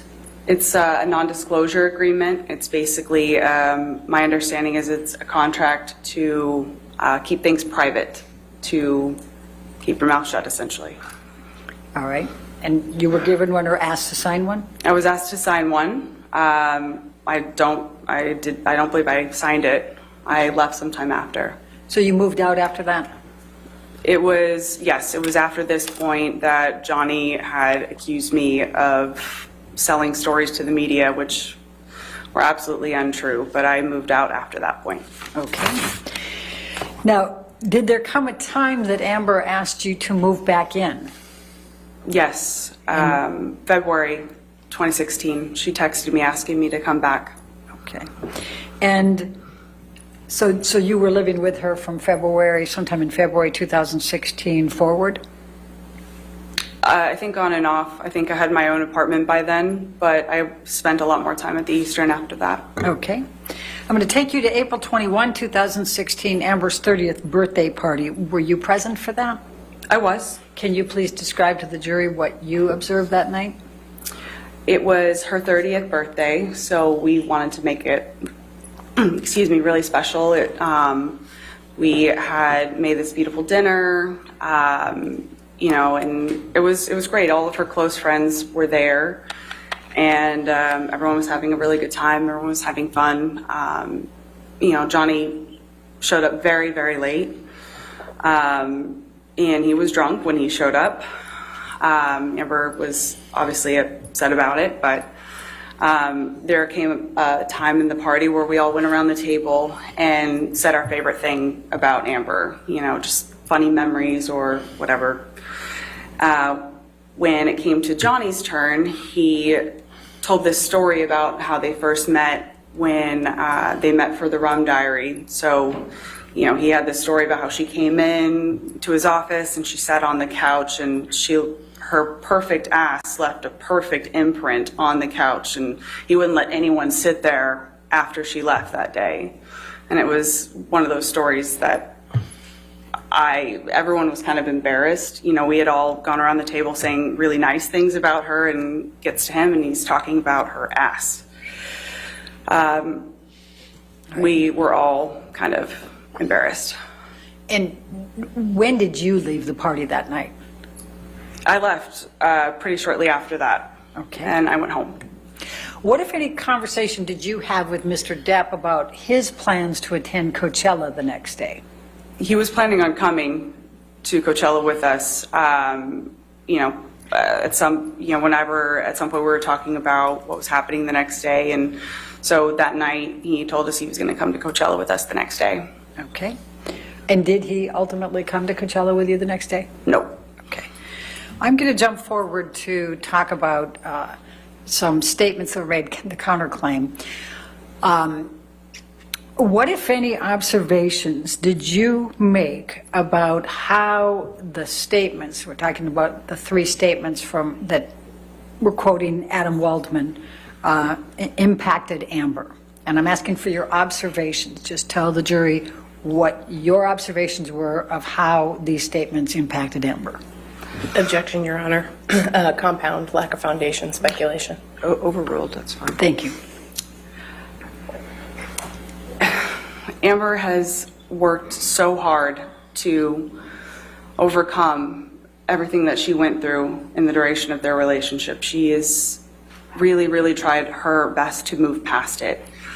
And anybody that knows Amber at all knows that some of the most important things to her are honesty, integrity.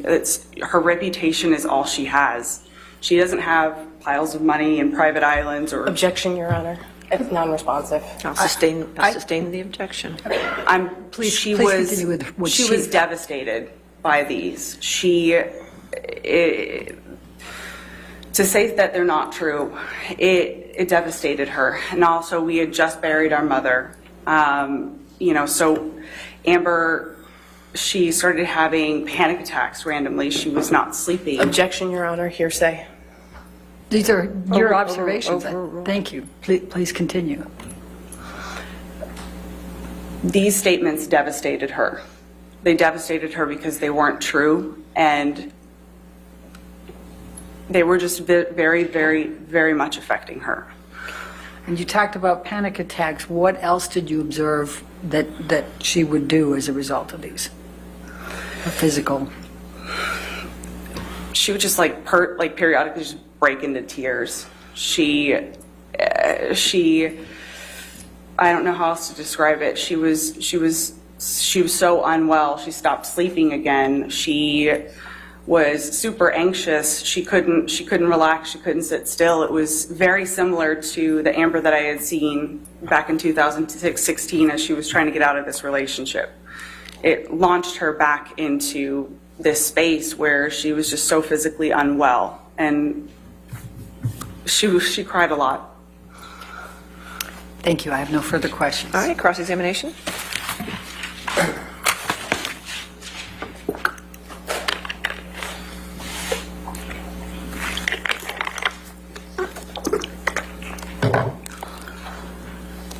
Good afternoon, Ms. Enriquez. We haven't met before. My name's Rebecca Lecaros. I'm one of the lawyers representing Mr. Depp in this case. You grew up in Texas with your sister and your parents, right? Correct. And you were really close with Ms. Heard growing up? We were. And you're still close now, right? We are. And you love her. Of course. And your childhood, though, had some difficult moments, right? It wasn't perfect. Your father hit you and your sister at times, right? Yes. And your sister would protect you from that abuse when she could, wouldn't she? We would protect each other, for sure. And when you graduated from high school, you moved out to Los Angeles, right? I did. And your sister gave you a place to live in LA? Yes. And she helped support you? In part, I also was working myself, and yeah. And you're grateful to her for being there when you needed her, right? Of course. And just like she protected and cared for you, you want to protect and care for her, right? And when I can, of course, but yeah. You testified to having a great relationship with Mr. Depp when you first started dating your sister, right? Correct. And you thought of him as a brother? Yes. He called you sis? Yes. And you had affectionate nicknames for him too, didn't you? A number of them, yes. Yeah. And you testified that for a time you lived in the ECB penthouses with Mr.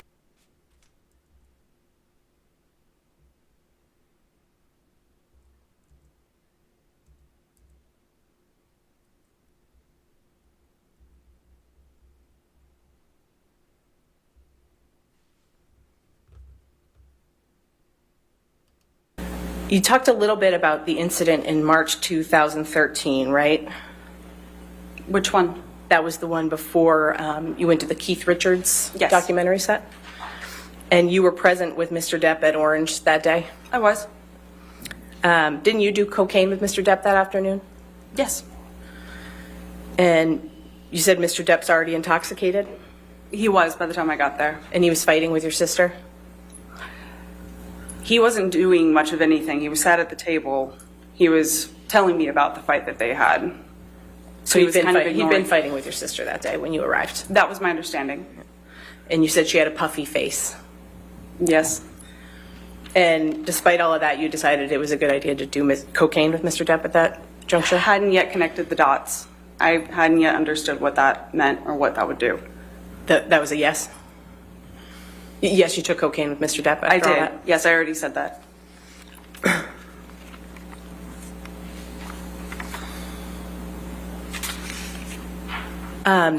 You testified that you had suspicions that Mr. Depp was allegedly hitting your sister by some point in 2013, right?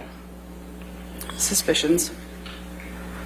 And notwithstanding that, in June 2013, you were actually joking with Mr. Depp about hitting your sister, right? Regrettably, over a text message, yes. That you were encouraging him to hit her, I was not literally encouraging him to hit her. but you were joking about it. Regrettably, yes. Again, I did not have an understanding fully of what that was. I never would have said that now, knowing what I know. But that was around the time that you allegedly became aware that he was, I don't there were know. injuries on your sister that caused you to have suspicions. I don't know if it was around the same time. Turning to the staircase incident in March 2015, you testified that Mr. Depp allegedly hit you during that incident, right? Yes. But you aren't sure if that contact was even meant for you, right? I honestly don't. I don't know what he was aiming for. My back was to him.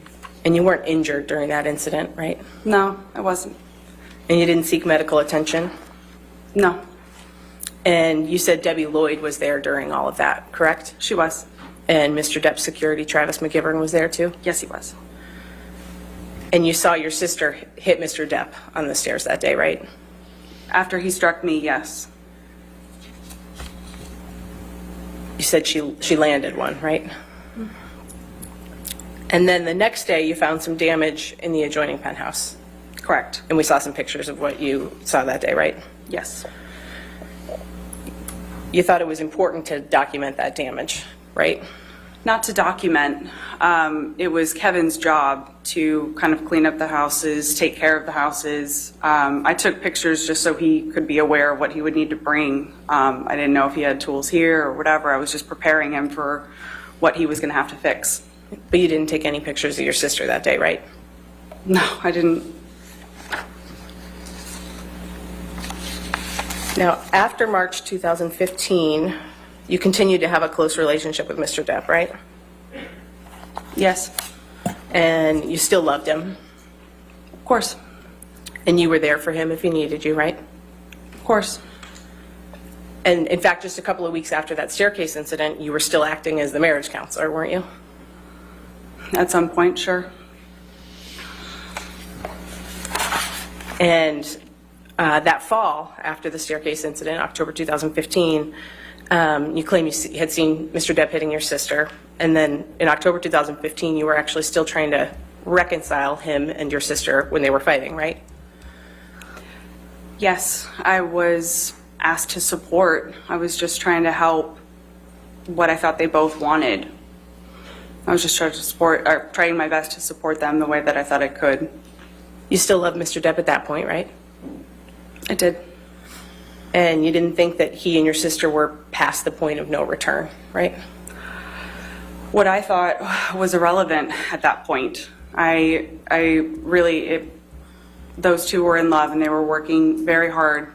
They wanted to be together, it seemed like, so I just helped as best as I could. I don't know how else to describe it.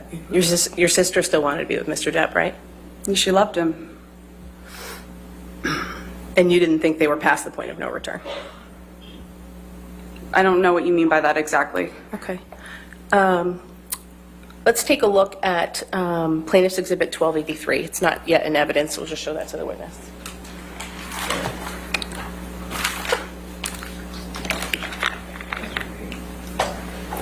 I've got this, if I might approach, Your Honor, I have this in redacted and unredacted. Okay, you want to come forward?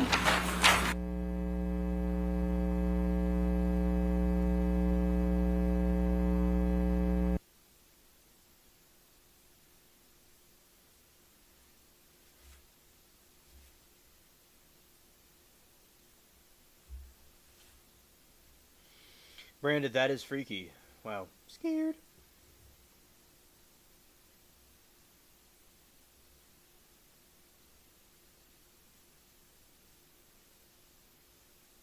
Yeah, I agree.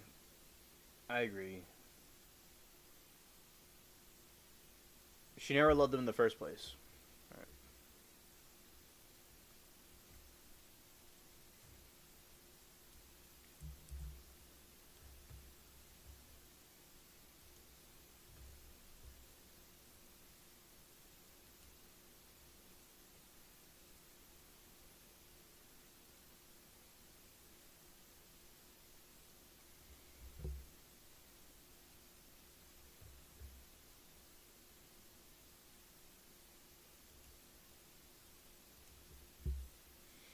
If I try to make tube top outfits scarves, my boobs would be hanging out the bottom scarf. We did have tube tops popular when I was young. I can't wear in front of Dad. He flipped out. Scared. Oh yes, yes. I'm glad that you're sober too, Miranda.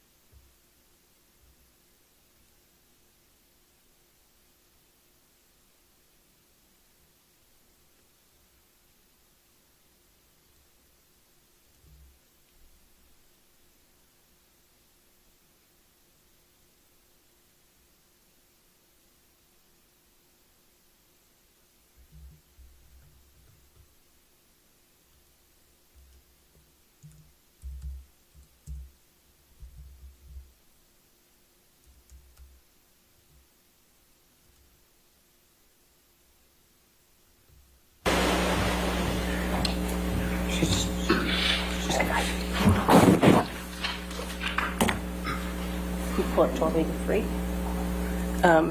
And Ms. Enriquez, if I could just direct your attention, if we can go to the third page, please. Do I have control of this or no? No, you do not. Sorry, Oh, okay. we'll put it up for you. And we can go back to the first page if you'd like, or we can take a look at the unredacted version if we need to. But do you recognize these as text messages that you sent to Mr. Depp on October 2nd, 2015?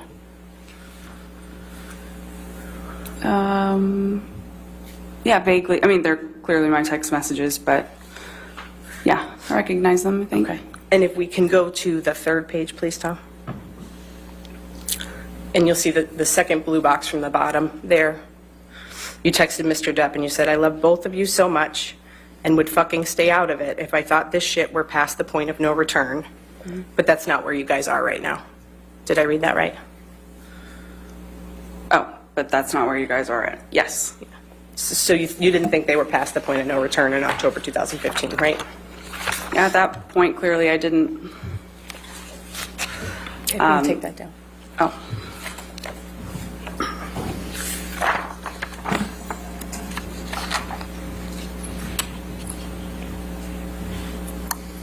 You wanted Ms. Heard to stay with Mr. Depp even after you allegedly saw him hit her, right? That's really oversimplifying something that's far from simple. Again, Amber was very much in love. So was Johnny. She's telling me that she wants something. Whether or not I agreed to it or not, whether or not I was okay with what was happening, it wasn't my place. If my sister said that she still wanted to be with Johnny and if I could help with that in any way, I was going to support her. I was going to be there for her to support that. Yeah, you didn't want to contradict your sister, right? Pardon? You didn't want to contradict your sister. I don't know if I'd characterize it that way. I was trying to support my sister the best that I could or knew how or thought she wanted. And you say you wanted to protect her though, right? At that point, I don't know if I would categorize it as that. I was just trying to support my sister. You went to Coachella with your sister for her 30th birthday in 2016, right? Yes.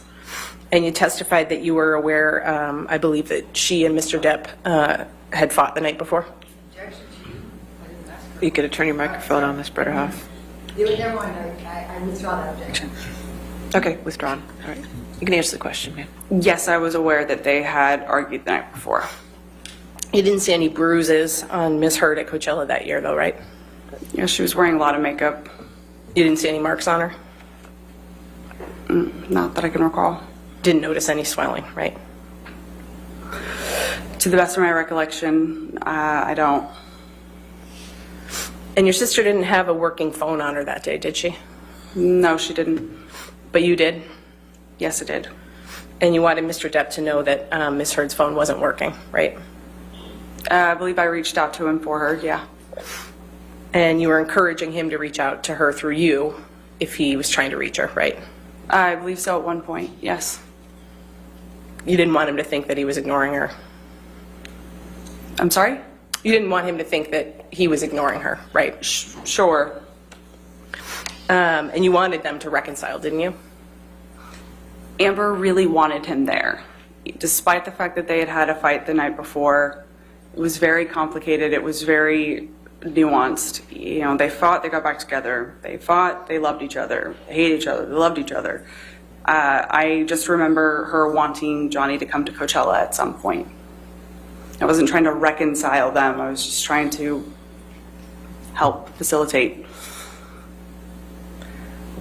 And you did that even though you were concerned about marks that you say you'd seen on her since at least 2013 and during the course of their relationship, right? Again, that's really oversimplifying something. We all saw this, we all thought that we would see Johnny on the other end of this. Because again, when he was sober, things were wonderful. When he wasn't sober, they were terrible, sure, but we all thought that he was just gonna get better. We all wanted to just see the other side of that. So yes, sure, if you look at it simply, but it's not simple at all. I don't know how else to answer it. And this was after you allegedly saw him hit her, right? We all, Their relationship, right? again, that's really oversimplifying something. We all saw this, we all thought that we would see Johnny on the other end of this. Because again, when he was sober, things were wonderful. When he wasn't sober, they were terrible, sure, but we all thought that he was just going to get better. We all wanted to just see the other side of that. So yes, sure, if you look at it simply, but it's not simple at all. I don't know how else to answer it. And this was after you allegedly saw him hit her, right? Yes. And you knew that they had just had another fight, right? Yes.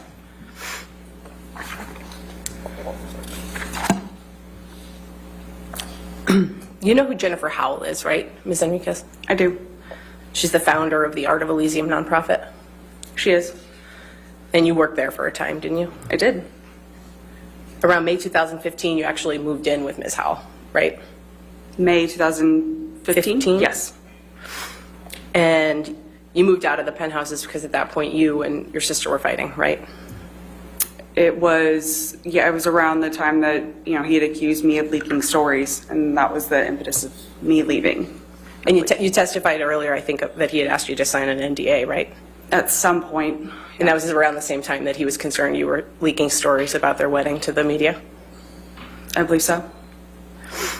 You and Ms. Howell were close? We were. Close enough that you lived with her for around a year? I don't recall if it was that long. And you confided in Ms. Howell, right? About some things, yes. She was my friend. You called her your chosen sister? Ms. Enriquez, you claim to have seen signs of injuries on your sister during the course of her relationship with Mr. Depp, right? Yes. But you never witnessed any incidents that resulted in visible injuries to your sister, right? Other than the staircase incident? I witnessed that incident. What are you asking me exactly? You never witnessed any incidents that resulted in signs of injury that you were concerned about over the course of their relationship? Other than the staircase incident, I did witness that. No, at no other time when you... No, that was the only time that I saw him. And you didn't see what caused any of the injuries you claim to have seen during the course of their relationship, right? Other than the staircase incident. Yeah, staircase incident is the only one that I saw. But you have seen your sister land a blow on Mr. Depp, right? That was the time, yes, after he hit me. No further questions, Your Honor. All right, redirect. I have no redirect. All right, is this witness subject to recall? No, she may be excused. Is subject to recall? No? Okay, all right, ma'am, you are free to go, or you can stay in the courtroom. It's up to you, okay? Thank you. All right. Our next witness, Your Honor, is another deposition designation. Okay. It's going to be, How long is it? this particular one is about 45 minutes. Okay. All right, well.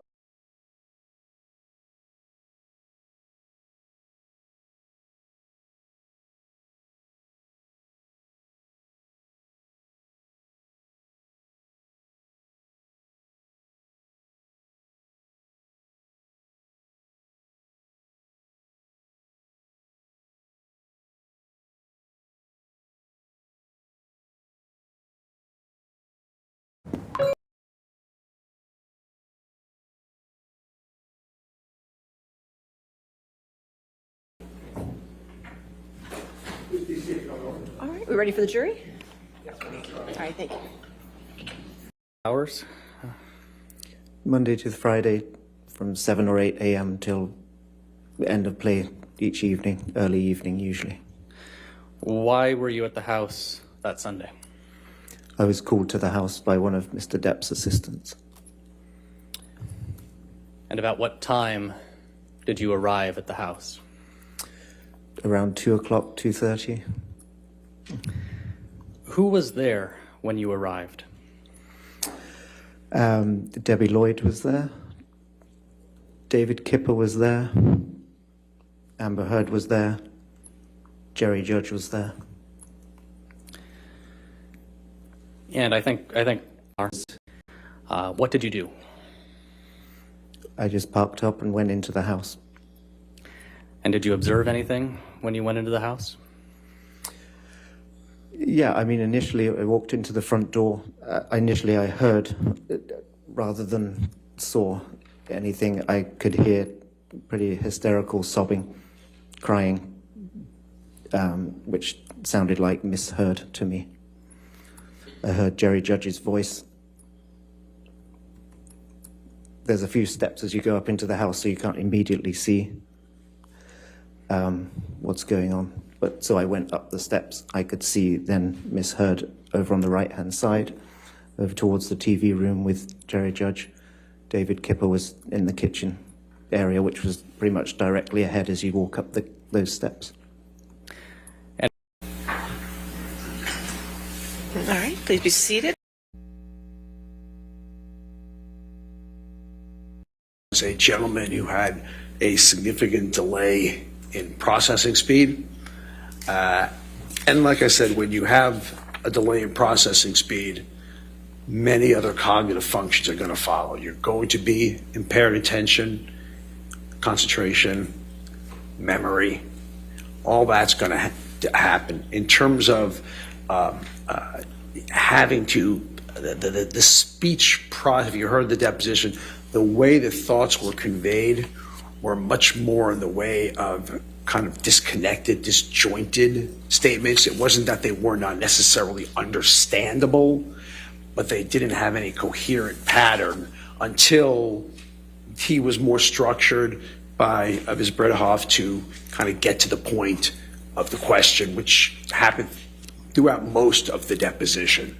And so you could see there that there was obviously some form of cognitive issue that should not be happening in someone in their mid-50s.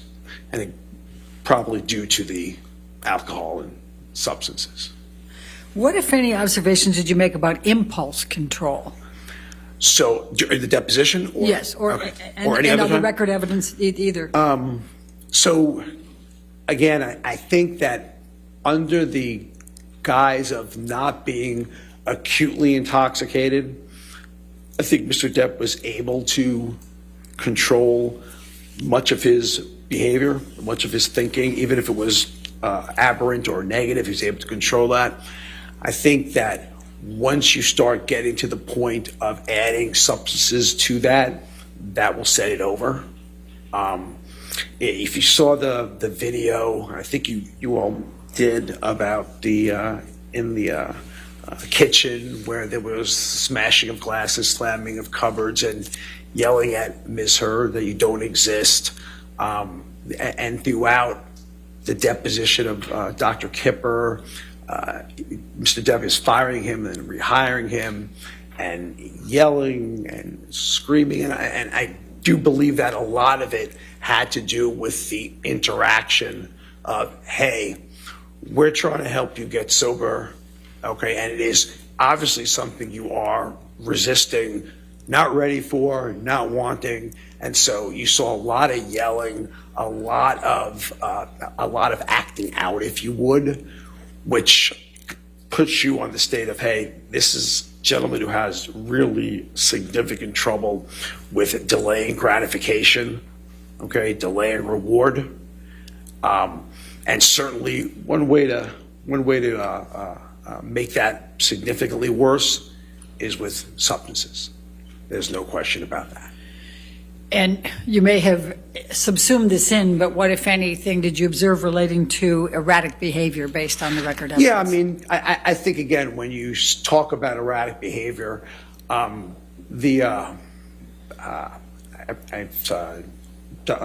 Kipper's deposition, I believe it was, where, and I think I made particular note of this only because I'm a psychiatrist myself. There was a very large ranting about Dr. Cowan, who was Ms. Heard's psychologist therapist.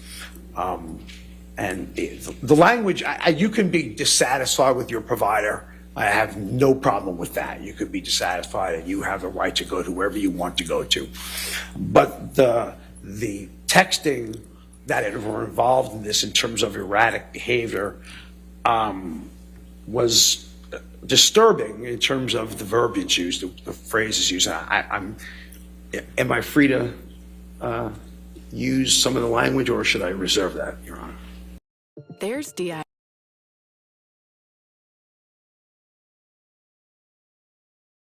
Go ahead. I can? Believe me, the jury's been hearing it. Okay, all right, I want to make sure. I want to make sure. Okay. So it's something along the line that Dr. Kipper is an effing charlatan. He ought to... Objection, hearsay. He's entitled to rely on it and he's to give his examples. He can talk about what he developed from the hearsay, but not repeat it himself. He's entitled to give examples of it. I'll sustain the objection. Without giving the exact words that you recall. Oh, without giving the exact words? Yeah. Okay. So, I mean, without giving the exact words, it was basically vulgar language directed towards Dr. Cowan throughout multiple texts, multiple things that Dr. Cowan were doing in therapy. It was, like I said, it was without relaying the exact thing. I'm trying to be as accurate as I can. And I think at the end of it, I think he was also talking about that Dr. Cowan was filling Amber with positive thoughts, a therapeutic. Objection, hearsay. I think he's keeping it more general and he's entitled to rely on. Thank you. So more along the line of giving Amber psychiatric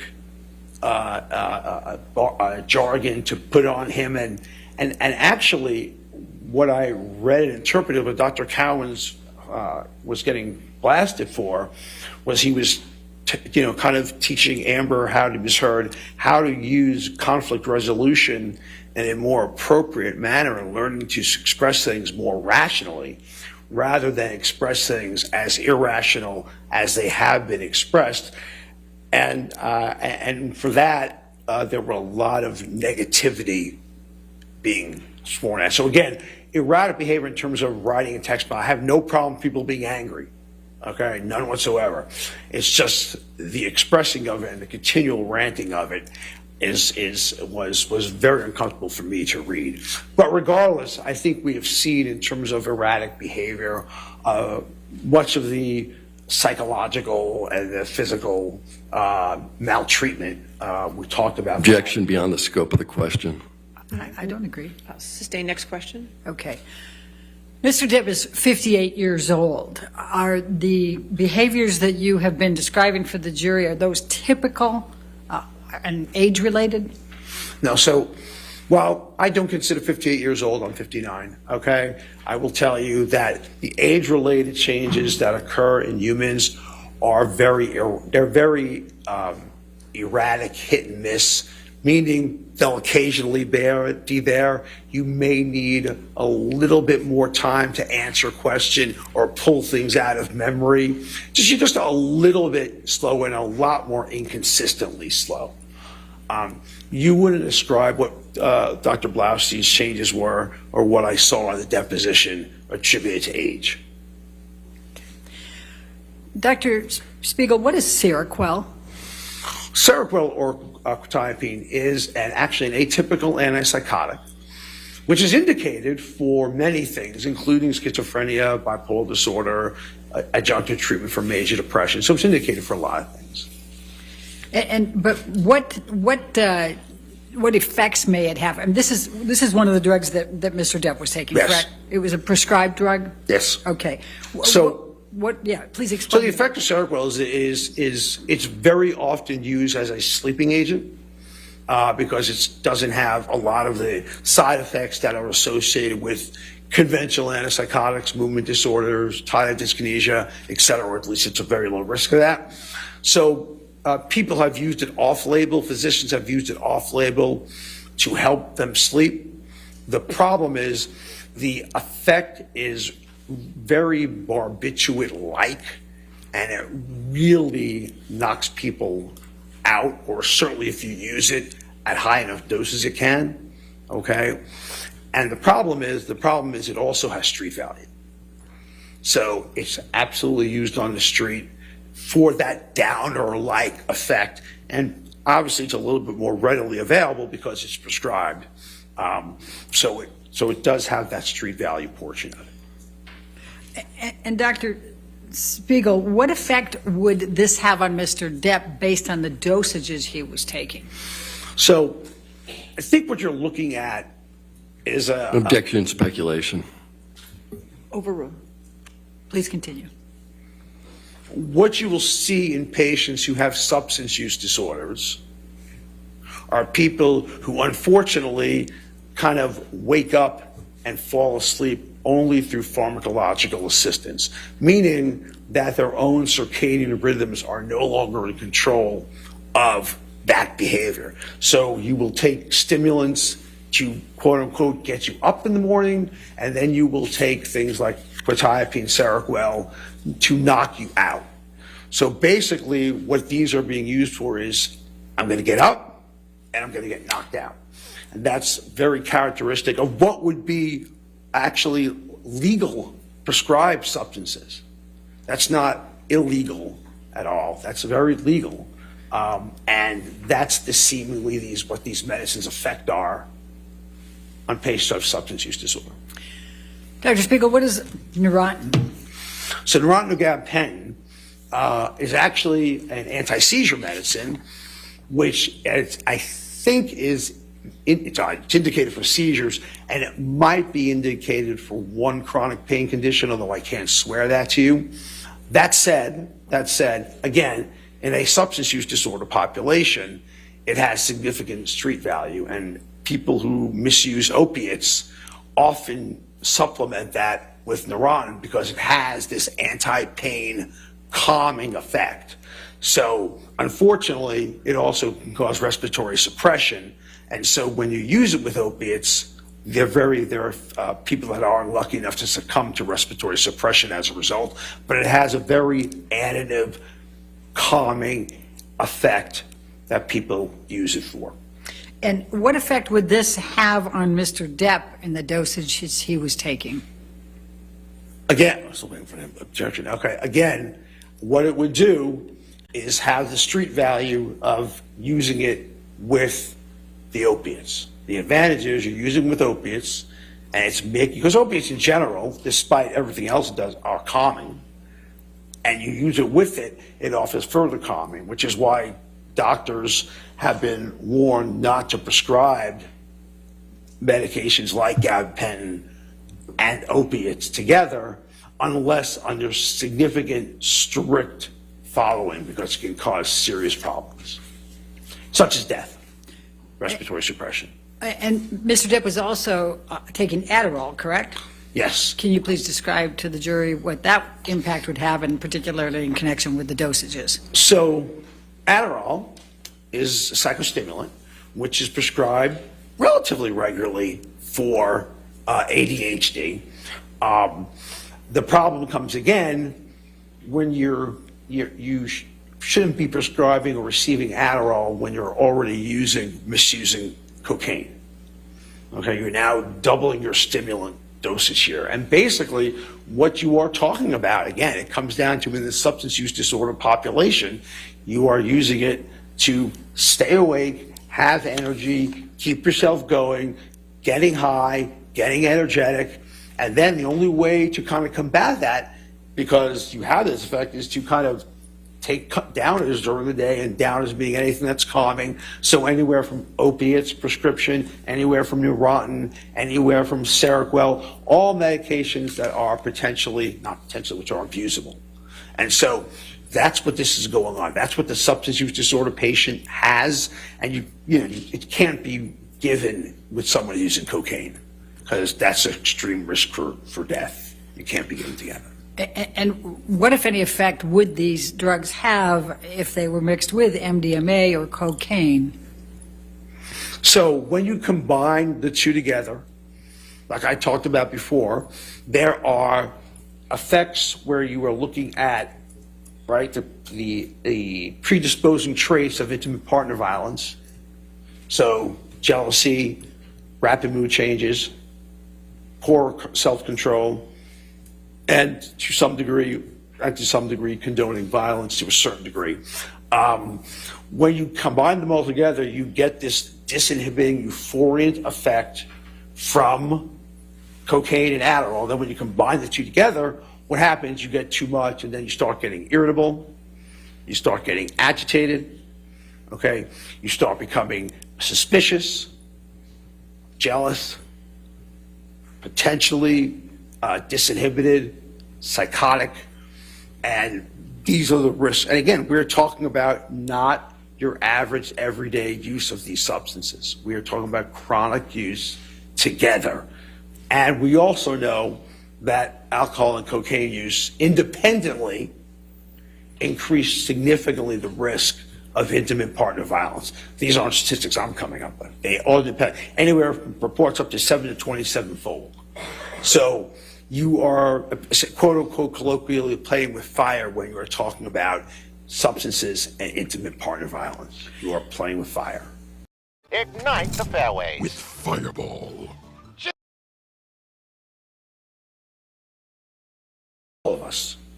And the substances that Mr. Depp was taking and the record evidence relating to those, did you draw any conclusions concerning whether he met this criteria or these risk factors?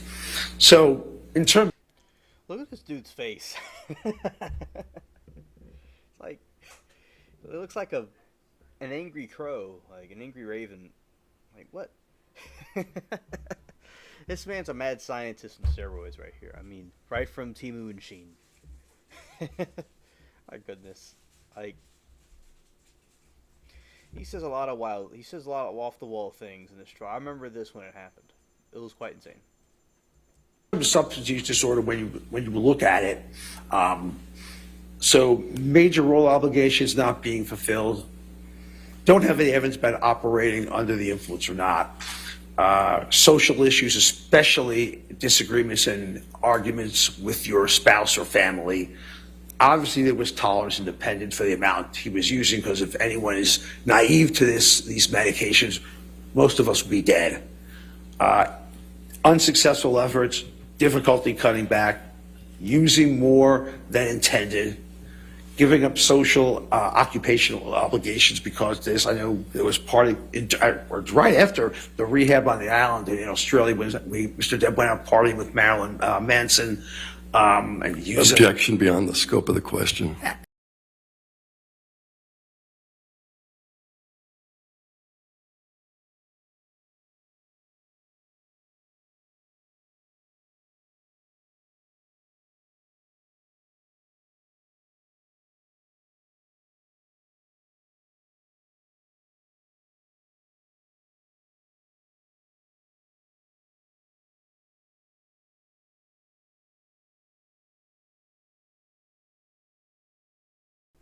It's like, what is on his head? You know, it's like his hair trial expired, so his hair's gonna get legs and walk off. It looks like a feather's just like peeking out from his head.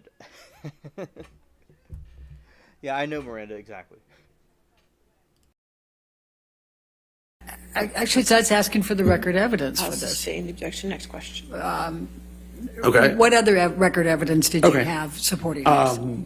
So, psychological, using despite the fact it causes known psychological, psychiatric, or medical effects. And I think that's been pretty well documented. So, in this case, you're talking about someone who has a severe substance use disorder. I do want to emphasize, ladies and gentlemen of the jury, that intimate partner violence and substance use disorders are two scourges in this country. They're two plagues. This is very serious stuff we're playing with. And when you are just getting someone closer and closer to the threshold... Objection, Your Honor. Relevance. This is highly relevant, Your Honor. I'll overrule as to relevance. Beyond the scope. Go ahead. Beyond the scope of the question? Yes. All right, I'll sustain that objection. All right. Tell me more about the relationships between substance abuse and IPV, please. Yeah, so again, that you are talking about this, and you may be able to control the risk factors for any of us may be able to control the risk factors for IPV.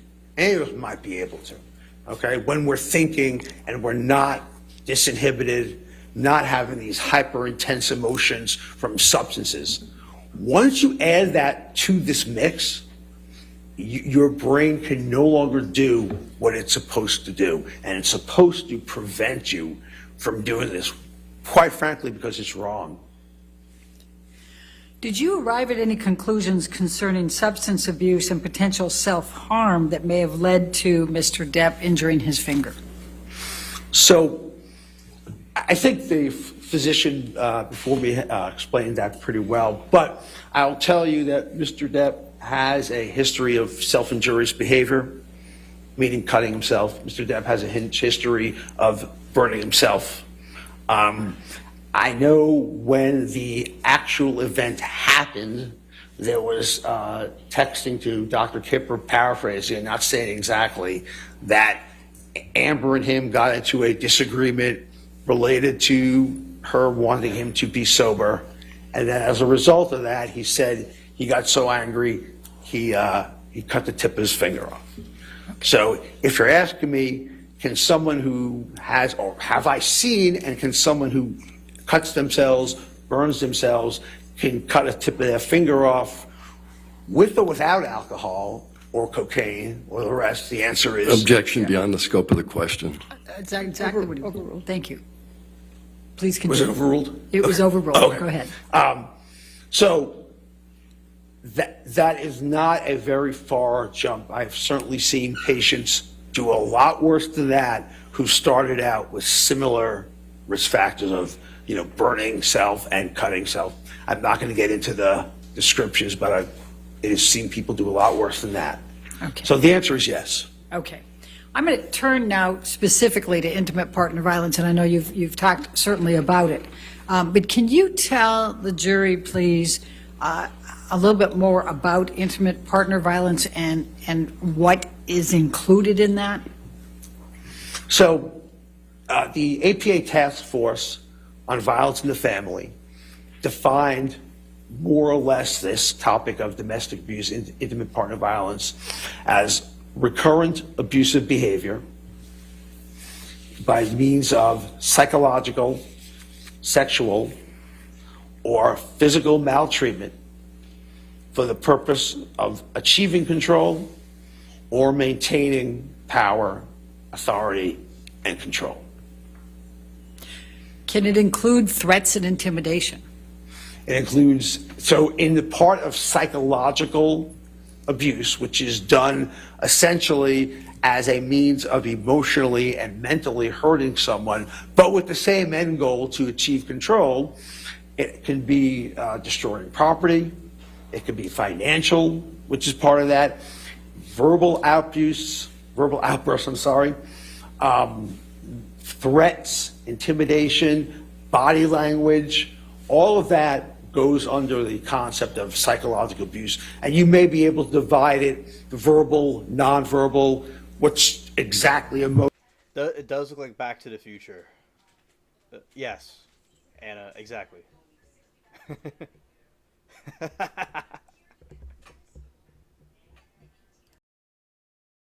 Emotional versus verbal, but they're all under that rubric, and they're all under the guise of maintaining control. Do survivors of intimate partner violence experience mental health issues? Individual, what you've read about an individual. So if I'm not allowed to manage care is doing an unethical violation because we are not seeing the presence. We deny patients medications. Tell me where you want me to end this. Well, Sir. why don't we talk about with? You understand that the court was twice asked by Ms. Heard's counsel to order a medical exam of Mr. Depp, and those motions were denied. I think your team told the court you didn't want to have them, and the court ruled on them, right? I don't think the court proactively did it. You kind of had a motion to them, right? No. When Ms. Heard's lawyers moved for them and asked for them and did not get them. Isn't that right, sir? If you're saying that's what happened, my understanding of was that you all did not want him to undergo one. They petitioned for it. The court said no. Yes, that's what my understanding of it was. The court said no to ordering Mr. Depp to do the medical exam. Right, I said the court did not require it, right. And there was one that was ordered, in fact, right? There was, All right.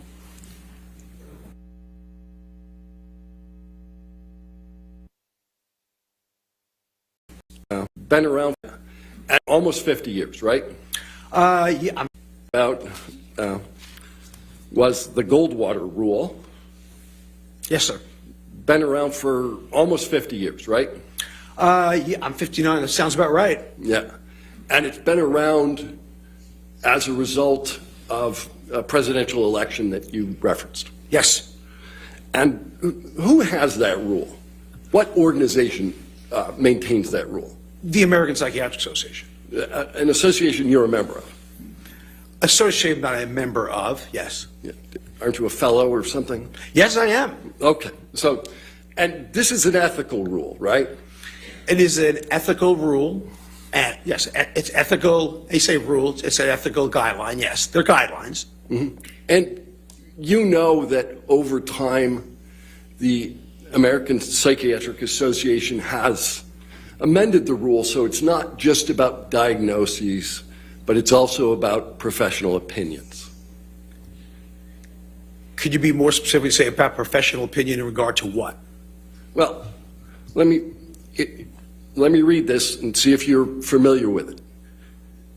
It is unethical for a psychiatrist to offer a professional opinion about an individual based on publicly available information without conducting an examination. That's the rule, right? If you're reading it directly, I will believe you. Okay. However, a diagnosis is not required for an opinion to be professional. So my question is, it's not just diagnosis that this Goldwater rule applies to, it's professional opinions. So again, I will reiterate that that would come down to essentially nullifying witness testimony, expert witness testimony, without a direct evaluation. And as we know, it didn't happen. But regardless of that, the whole expert witness testimony thing would be basically rendered null and void. The rule, in fact, contemplates that issue, doesn't it, sir? Again, I'm just telling you the answer to the question. When you're reading me those statements, I'm telling you the response by the other side, who publishes also, is that if that was the case, there could be no expert witness testimony in the courtroom. Psychiatrists are ethically prohibited from evaluating individuals without permission or other authorization, such as a court order. That's the rule, right? Again, if you're reading that, then I have to believe you're not misrepresenting it. And I would come back to, again, then this whole thing on expert, we might as well get rid of all the expert witnesses we've had throughout all of time for court proceedings. Because what you're saying is unless a court orders it, and that's what you just said, or the APA said, then therefore expert witnesses cannot do an evaluation.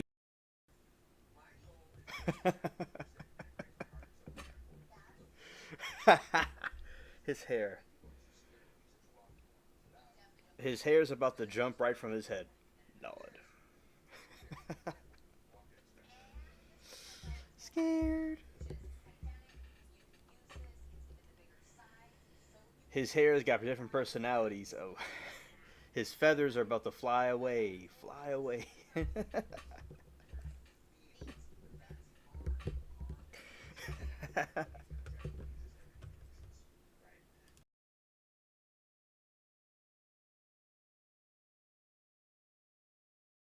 Based on an observation of the medical records. Insurance companies cannot do evaluations solely based on the medical record where their doctors rendering professional opinions.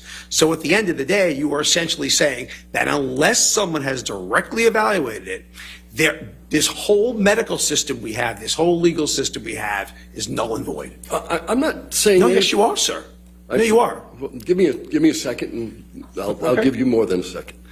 What I'm saying and what I am reading to you is a rule by your organization that takes into account that there could be court orders that would permit the exact kind of evaluation that you say I'm eliminating. And I think we're going in circles because I think I just said that means expert witness testimony would not be allowed, and the branch of forensic psychiatry would be especially hindered, and we know the branch of forensic psychiatry does not prohibit that. So I am a member of the APA. That doesn't necessarily mean every single thing they put in there, everybody has to uncategorically agree with, because clearly that's not the case. Did you agree in your deposition that the professional opinions you rendered were inconsistent with the Goldwater rule? Yeah, my first was inconsistent. If we're saying that if the Goldwater rule says, and I very much said that during deposition, that the Goldwater rule was made for presidents and public figures such as that, but regardless of that, because that's what it was made for, it's not made for Hollywood, but I'll even take that Mr. Depp's a public figure. What I'm saying to you is that the Goldwater rules say we cannot do any expert witness testimony in our field. That is exactly what the Goldwater rule is saying based on exactly what you read. And I'm just telling you what you are saying that rule encompasses. What I'm asking you, sir, is did you comply with the ethical requirements of the APA when rendering the professional opinions that you've rendered today? It is a requirement of the APA. It is not the requirement of the APA. Secondarily, so the answer is no? Secondarily,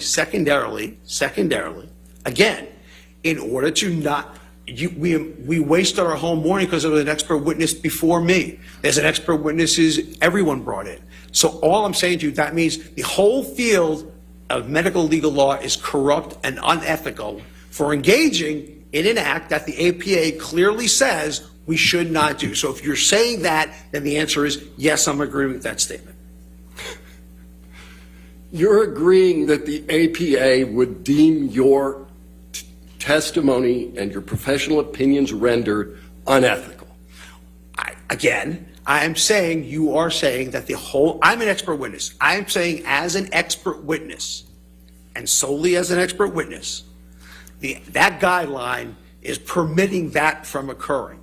I would say then that the whole field of expert witness testimony, again, would be disavowed by what you are quoting in the Goldwater rule. And we know that's not the case, because if it was, we would not be allowed to do it. And you said the rule was for presidents, right? And that was initially for presidents, yes. Well, and the name of the rule came from that. But the rule says it is unethical for a psychiatrist to offer a professional opinion about an individual. That's right, sir. It's not just presidents, it's not public figures, it's individuals. Funny, it was named after according to your logic, if you don't put something in the title, it's not true. That's what you told me this morning, I believe, at my intimate partner violence. So what I would say to you then, sir, is that if you say this about an individual, again, any court would have to render an expert witness testimony invalid. Any doctor that reviews charts would have to render it invalid. I can go on the list of docs that do not see or interview patients directly, and that's a violation. So basically, you are saying that unless you do a direct clinical evaluation, then all of the field of forensic psychiatry and all of managed care is doing an unethical violation because we are not seeing the presence. We deny patients medications all the time without seeing them. We deny patients treatments, unfortunately, without seeing them. And I'm on the receiving end of that. So the answer to your question, again, unless you are saying to me that all of this is unethical, which is what you are saying. This is how I'm interpreting what you are saying to me. That unless you do the evaluation directly yourself, therefore, it cannot be considered ethical. And I'm telling you how that's applicable to not just expert law, but also managed care. It's applicable to multiple branches of medicine. Duration of hospitalization stay, they get evaluated. So tell me where you want me to end this. Well, why don't we talk about what you just testified to? Because I didn't ask you anything about that. I asked you whether, under this rubric, under this principle of medical ethics, have you acted unethically? Yes or no? No. As an expert witness, I have not acted unethically. And if you want the jury to believe that expert witnesses are unethical, then I guess that's for them to decide. Yes or no, for them sir. to You decide. said no. Let's go to the next question. Okay. Right? Psychiatric diagnosis occurs in the context of an evaluation based on thorough history-taking examination and, where applicable, collated or collateral information. You'll agree with that? I believe I said that earlier, yes. Yeah.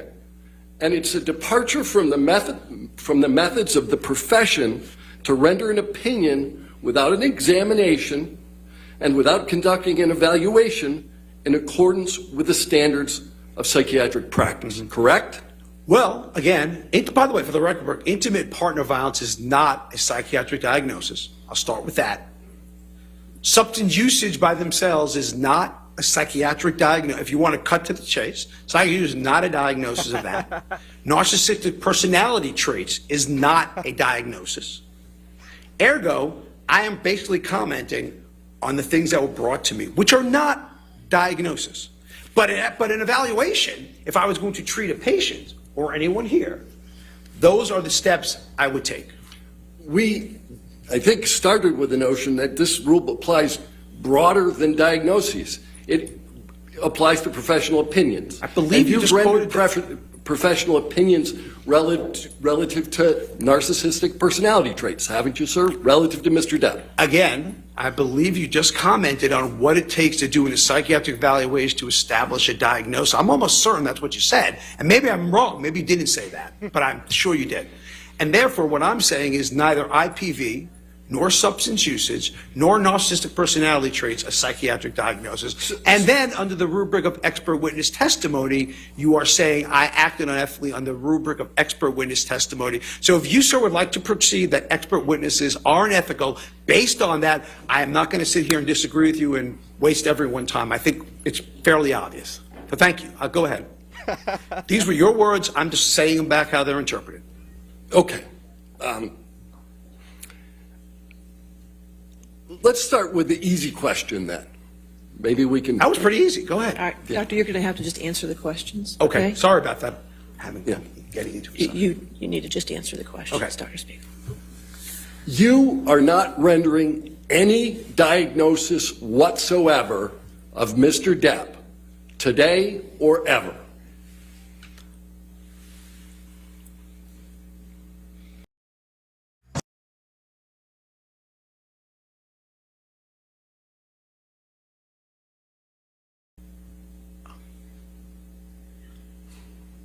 No, I probably would say to you that certainly I would not say narcissistic personalities, or I would say traits. Certainly from what I have read, intimate partner violence is not a diagnosis. So the answer is no for that. Narcissistic personality traits is not a diagnosis. The answer is no. But if you want to tell me that substance use disorder is a psychiatric diagnosis, the answer is yes. But that wasn't an issue, was it? Whether Mr. Depp used substances? I mean, you said you've gone through the record. That wasn't really an issue at this trial. He's said it from day one. Oh, so you're saying he's already admitted to the diagnosis? He's already admitted to the use of the substances. Well, again, there's a difference between admitting to substance use and substance use disorder. Let's go back to what you just said about narcissistic personality traits. Yes. Narcissistic personality disorder is a DSM-5 diagnosis, correct? Correct. Diagnostic personality, and you haven't testified that Mr. Depp has narcissistic personality disorder, have you? I would certainly, if I didn't, I'm certainly thinking that, but at least I'm going to say he has traits which are characteristics of provisional diagnosis of, it's a provisional diagnosis of probably narcissistic personality disorder. But yeah, I mean, I do believe that. Well, when you say provisional diagnosis, you know the DSM-5 requires, in order to find that diagnosis, 5 of the 9 factors. Mm-hmm. And you haven't done that analysis. You've never made that diagnosis. You've just identified certain factors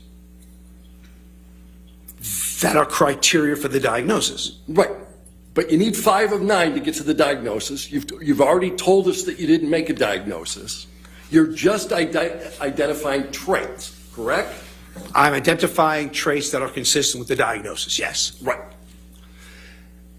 And did you testify in deposition that the existence of traits as opposed to the disorder doesn't have a correlation with IPV.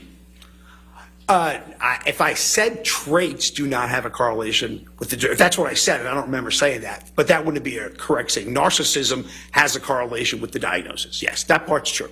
All right, how far are we going to back this up? Because there's a diagnosis of narcissistic personality disorder, right?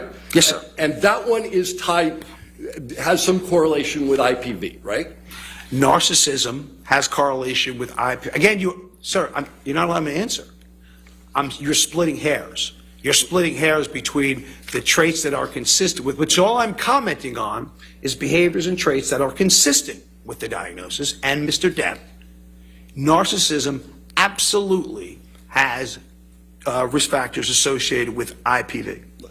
Let's go back again, and maybe we can focus on the question I ask you, and we can get an answer that's addressed to that question. Narcissistic personality disorder is a risk factor for IPV, yes or no? Yes. And you've previously testified that there is no literature at which you are currently aware that the mere presence of narcissistic traits is a risk factor for IPV. Am I answering the question? Yes. That's incorrect. You didn't testify that. Cluster B traits, which narcissistic personality disorder is part of, is a huge risk factor for intimate partner violence. I got one. He is the Raven from Raven's Cove from the pirate game, the haunted pirate game where they have those zombie raven birds. He's somebody from that island. He's Crazy Ned. He's Crazy Ned. He's one of those ravens on the island, and also he's the cuckoo bird. Miranda, correct. Hilarious. Which include, cluster B traits include narcissistic personality disorder, antisocial personality disorder, amongst others. So the answer to the question is every resource on intimate partner violence will support that cluster B traits, where narcissistic personality falls under, is a risk factor for intimate partner violence. Any single trait is a risk factor for IPV. Again, I will repeat, cluster B traits. I didn't say any trait. I said cluster. No, let me be more precise then. Okay. Any narcissistic trait in and of itself is a risk factor for IPV. But you are mischaracterizing what I said. What I said, I'm pretty sure I said cluster. If you look at all the intimate partner violence literature, and it would behoove you to do so, you will see that cluster B traits, I didn't say narcissistic per se, cluster B traits, where narcissistic personality disorder is part of, are risk factors for intimate partner violence, part and parcel, uniformly true. And I'm not sure, the thing I don't understand is, I'm not sure why we're arguing psychiatry, because I'm telling you what it is. Dr. Siegel, you just need to answer the questions. Okay. So you want to talk about cluster B, so let's do that for a minute. Borderline personality disorder is a risk factor for IPV. As part of cluster B traits, yes. Histrionic personality disorder is a risk factor for IPV. Less so. But it... Less so. Less so. It's I mean, it's a risk factor, but less so, yes. Yeah. Less so. Significantly less so. All right. So which traits under narcissistic... before I move on there, there's only been one diagnosis in court of personality disorders, correct? I'm not sure who you're referring to. Are you referring to Mr. Depp, Ms. Hurt? I'm not sure what you're talking about. Do you understand that there was a medical examination done of Ms. Hurt? Yes, I did.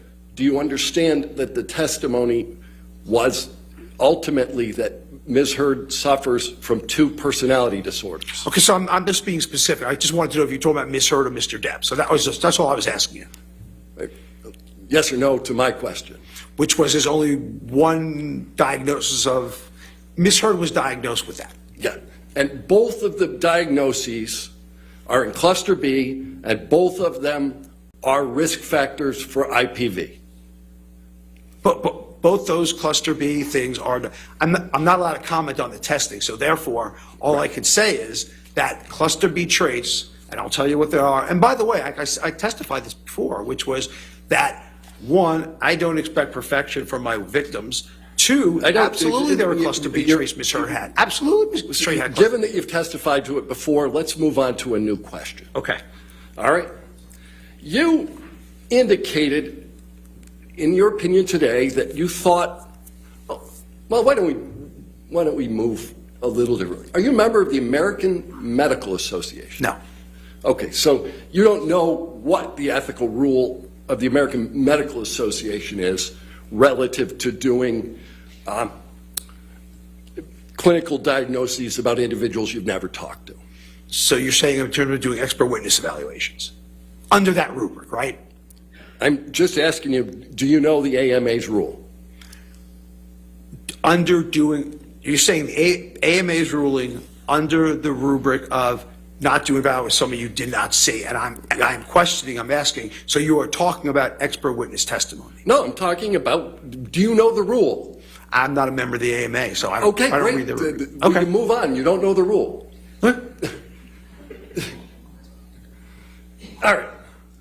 You rendered an opinion about Mr. Depp's purported cognitive impairment. Yes. Yeah. What do you use as a baseline? A baseline for processing speed?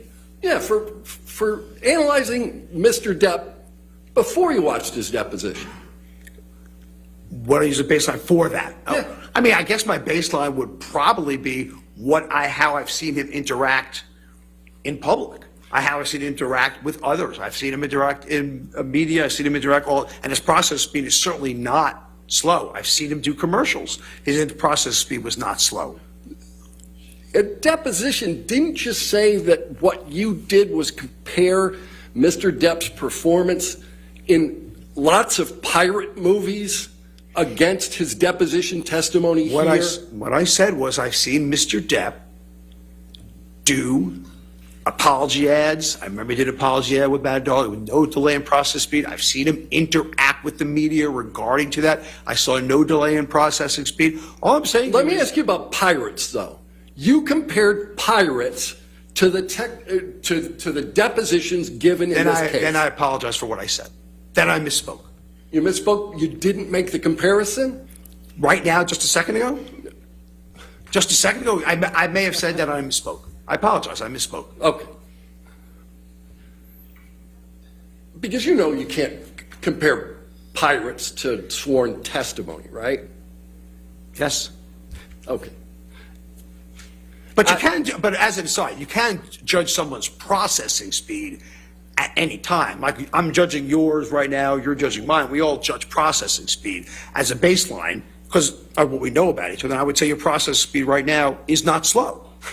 So, I mean, we're judging processing speed. I'm just saying to you. Yeah. But no, any of Mr. Depp's other portrayals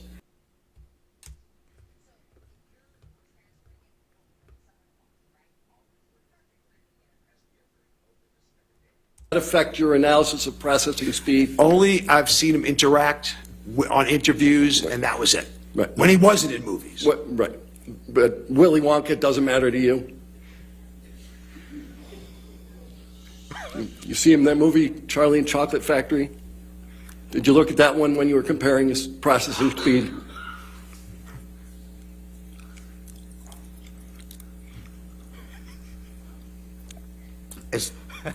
Do I have to answer that question, Your Honor? You have to answer questions. Yes, sir. No, you'll be happy to know I didn't see Willy Wonka I didn't see 21 Jump Street when it happened, or whatever it was about. No, I did not. All right. Chocolate Factory? Did you look at that one when you were comparing his processing speed?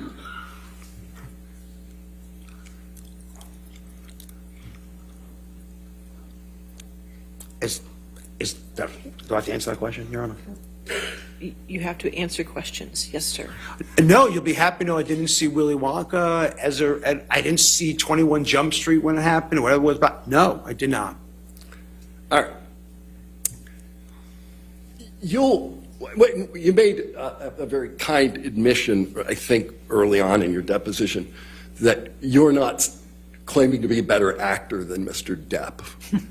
That's correct, isn't it? 100%. All right.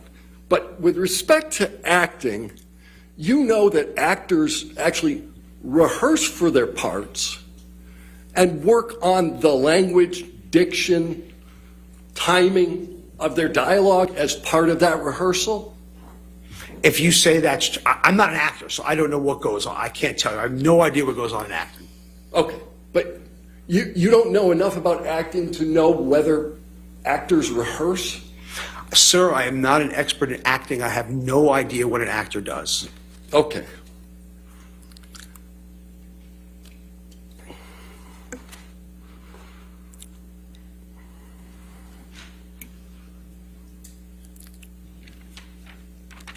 During your deposition, what were the circumstances under which you decided to call Mr. Depp an idiot?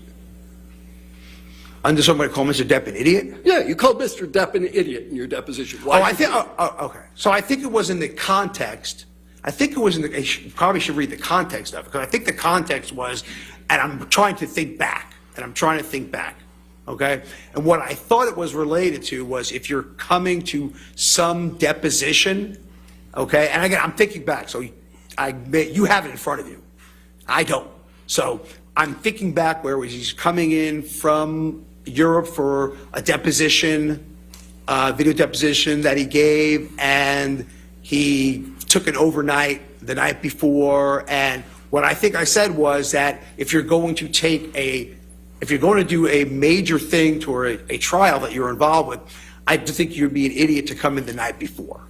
All right. So I didn't call Mr. Depp an idiot. I certainly called that planning an idiot. I didn't call him an idiot. So the words, so I mean he's an idiot, are mistranscribed? No, I'm sure, again, if I said it in that, if you're just reading one line, one snippet, I'm sure it was in the context I just said. But again, you have it in front of you, I don't. Yeah. Is idiot a professional opinion? I wasn't rendering professional opinion, Yeah. no. Is it a psychiatric opinion? And that follows the Goldwater rule. How does it follow the? I just said that I'm not rendering a professional opinion. I just said idiot. That's not a No, so idiot is not a professional opinion? Mm-hmm. Is it your practice to describe people as idiots? My practice to describe people, in my practice? No, I don't describe people, my clinical cases as idiots, or patients as idiots, or victims as idiots. No, sir. But you sat for a deposition in this case and described the plaintiff as an idiot, correct? You gave me 9 hours of deposition, and if I said the word idiot, it was an idiot in planning. It wasn't making him an idiot. I don't know Mr. Depp's IQ. I don't know his overall functioning. So therefore, if I said it, it was an idiot in planning, which is what I meant to come across as. All right. So you did say you don't know his overall functioning, but you made some testimony today as to some evaluations you made relative to his functioning. You would agree with me that it's probably a good idea to think about the questions that are asked you in a court proceeding before answering them. Am I allowed to answer that question? Yes. Okay. So what I meant by function, what I said by function, I believe that his agent reported how late he was showing up to every movie while the cast is waiting for him. I believe that would be an impairment. If I showed up late for that, I would not be here right now, would not have a job. Okay? I believe the thing was in terms of balking out of treatment for substance rehab that his doctor is prescribing for him. So if you're asking me if that's an impairment of functioning, I would say I'm very much substantiated in that. I'm trying to understand how you got to this notion of cognitive decline. And I thought it was based at least in part on the manner in which he testified. I'm sorry, what? On the manner in which he testified. On the manner, I'm sorry, I'm not being difficult. I can't hear. I'm sorry. On what? I was asking you about the cognitive decline Yes. testimony that you made. Yes. And it was my understanding that at least a portion of that testimony that you rendered was that you derived some evidence of cognitive decline from the way Mr. Depp testified. Yes. This pan is proven to perform. Over. Okay. And that's what I said, yes. Right. And so all I'm asking you is, don't you think it's a good idea when you're in the middle of a court proceeding to answer questions carefully? Again, professionally, we diagnose patients with a neurocog disorder by gross evaluation all the time with cognitive. On the thought that, again, age normal controls, I'm just saying, age normative controls does not put a 58-year-old gentleman at that processing. That's all I'm saying. That's Right. all I said. And you derived this without ever once talking to the man. Me directly talking to him. Because we know how I derived it. So you're talking about me directly talking to him? Yeah, you never talked. No, I've never talked to him. Right. And this exam you gave, well, you did talk about Dr. Blaustein, right? Yes, sir. And you understand that the entirety of Dr. Blaustein's medical records are 12 pages of handwritten notes. The important part was what I said. For me, as an example of cognition, which I'm trying to prove, which is what you asked me, the important part was what I said. And that was irrefutable. The important part is that he gave the mini mental status exam? Yes, sir. All right. That's Let's talk about the mini mental status exam. Scored on a 30-point scale, right? Yes. All right. And it's an exam that basically is most often used for, what, Alzheimer's, dementia, those kind of testing? It's an exam that tests cognition in all psychiatric illnesses, not just Alzheimer's. It was made for dementia, for Alzheimer's, but is the standard, has been the standard for testing cognition in all psychiatric illness, substance use disorders included. Okay. Now, there is an element of that exam that requires drawing, correct? Yes. So you don't know what drawing Mr. Depp did or whether the drawing should have been fully scored. I wasn't questioning his visual spatial perceptual skills, which is what that does. Right. And you don't know what score Mr. Depp received on the exam. I was very specific. I know 3 words, not remembering at 5 minutes. That's all I said. 3 words, not remembering 5 minutes, and he remembered one of them, right? From what I understand, he didn't remember any of them. All right. Memory on the exam, out of the 30 points, what's it worth? 3. 3, right? Memory is 3 out of the 30. Yeah, memory is 3. Okay. But again, the memory section in and of itself tests memory. That's the only question that tests memory, only section that actually tests memory. So the memory section tests memory. It's the only section you testified about. And for all you know, that with respect to the exam that you're relying on, Mr. Depp scored 27 out of 30. And that would be telling, though, cognitive, if you score 27 out of 30 and you miss 3 points on memory. That would be very telling. You don't know if Mr. Depp had been up all night the night before. Again, you wouldn't expect to not recall any words at 3 minutes unless there's a cognitive issue. You don't know if Mr. Depp was high. And again, now that could affect memory, but I'm not refuting that. I'm not refuting that at all. He could have been high, he could have been drunk, he could have been using cocaine, and that would absolutely affect his memory, which is what I said. Yes, you're right. So ultimately, you have no idea what state Mr. Depp was in at the time he took the exam that you're relying on. Short of what you just said about drugs and alcohol, okay, there shouldn't be a reason why a 58-year-old also with strokes and other neurocognitive conditions, but short of that, there shouldn't be a really good reason why someone at that age shouldn't come up with at least one. But an answer, But wait a minute, you started that question with short of drugs and alcohol and spent 35 minutes talking about his use of drugs and alcohol. Isn't that right? Oh, I'm agreeing. I thought I agreed with you. I think I agreed. I said that drugs and alcohol can absolutely affect cognition. I'm not sure. I agree, but I'm not sure if that's a problem. I agree with you on that. All right. So you don't know, one way or the other, how he scored on the exam. You don't know whether he was at the time on drugs and alcohol, but you're going to rely on it in your testimony to say that he's cognitively impaired. Which is what we do in clinical medicine, sir. Okay. You rely on tests that you don't know when it was administered, you don't know the score of the test, and you don't know the state of the person being tested, but you're going to rely on it anyway.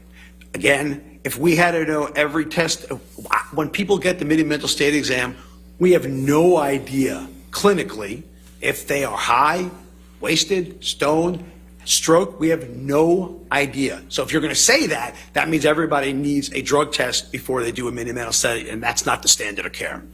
And I think you know that. So. Do you know what's really fun?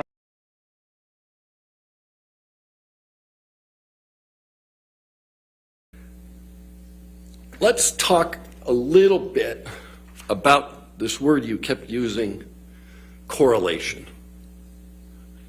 You know the word, right? Yes. Correlation and causation aren't the same thing, are they, sir? No, they're not the same thing. No. How are they different? Correlation is consistent with causation, it means direct link. Can you say that again? You were so fast I didn't hear it. I'm sorry about that. Correlation is a risk for something happening. Causation is a direct link. Right. So just because something's correlated doesn't mean it's going to happen. 100%. Right. 100%. Like lung cancer, for instance. Smoking is very highly correlated with lung cancer, right? Yeah, and there's certainly a link to lung cancer and smoking. Right. But not all smokers get lung cancer. Not all smokers do. No one, like I said, no one fits the curve perfectly. Right. And you made repeated testimony to all of us. All of us do this. All of us do that. Mm-hmm. Your suggestion about all of us is you're just looking at the world as a sample and not at any particular individual, correct? What I'm looking at is that I'm not talking about an individual, how they can or cannot be resistant. What I'm saying is invariably, when you use substances, this is going to happen. Now, is there a 0.05% chance that someone who does? Absolutely there is. But is that medical degree of certainty? Absolutely not. A 0.05% chance of what, sir? Of eventually developing symptoms. If you're using excessively, eventually you're going to develop symptoms. All right. But risk factors tell us nothing about any one particular individual, do they, sir? No. Again, risk factors tell us nothing except that if they have it, they're at a higher likelihood of developing it. That's what it tells us. But you did a whole litany of risk factors relative to IPV. Yes. Right. And none of those risk factors tell us anything specifically about an individual. Other than they're at higher risk. Right. Right. So someone could have every single risk factor for IPV and never commit IPV, right? It would be, again, if you're going to say a medical degree of probability, the answer is they will. But if you're saying uniformly, the answer is no. Right. IPV can occur without substance abuse? Oh, sure. Someone can abuse substances without ever perpetrating IPV? Again, absolutely. But, again, you are saying different than what I said. I did not say abusing substances. I said substance use disorder. Those are two different things, because there are surely people who use substances that do not engage in any violence, do not become psychotic, nothing at all. So and that's absolutely. equally true of people who have substance abuse disorder. There are certainly people who have substance abuse disorder who don't commit IPV, correct? They are saying people who have substance use disorders, the majority of them, over 50% do. So over 50% do. So that's medical. The answer is yes. As you said, not everyone who smokes gets lung cancer. So there are significant numbers of people. You said it was over 50. So you'd say 40% of the people who have substance abuse disorder don't commit IPV? And those are the ones that do not have IPV risk factors, though, right? So we're talking about people wait a who minute. don't. Isn't substance abuse disorder and IPV risk factors? Oh, yeah. These are other people that don't have other risk factors, right? But again, we're talking about people in general. You don't know anything about any particular individual as to whether anybody's going to commit IPV. If statistics follow through, all we can say is more than 50%, 70% will. If you combine more risk factors you have, the more likely you're going to develop the illness. If you smoke cigarettes once, that might not correlate to lung cancer. If you smoke it chronically, that might. Right, So that's all I'm we're saying. talking about individuals here. You either have lung cancer or you don't, right? If you're smoking. Right. Right. You either commit IPV or you didn't. Oh, I mean, yeah, you either did or you didn't, yes. Right. So you took some issue with me because I was asking about substance abuse generally, and you wanted me to talk about the disorder. I asked you earlier about narcissistic personality disorder, and you haven't made that diagnosis. You've just talked about the traits, right? Yes. And somebody can have these narcissistic personality traits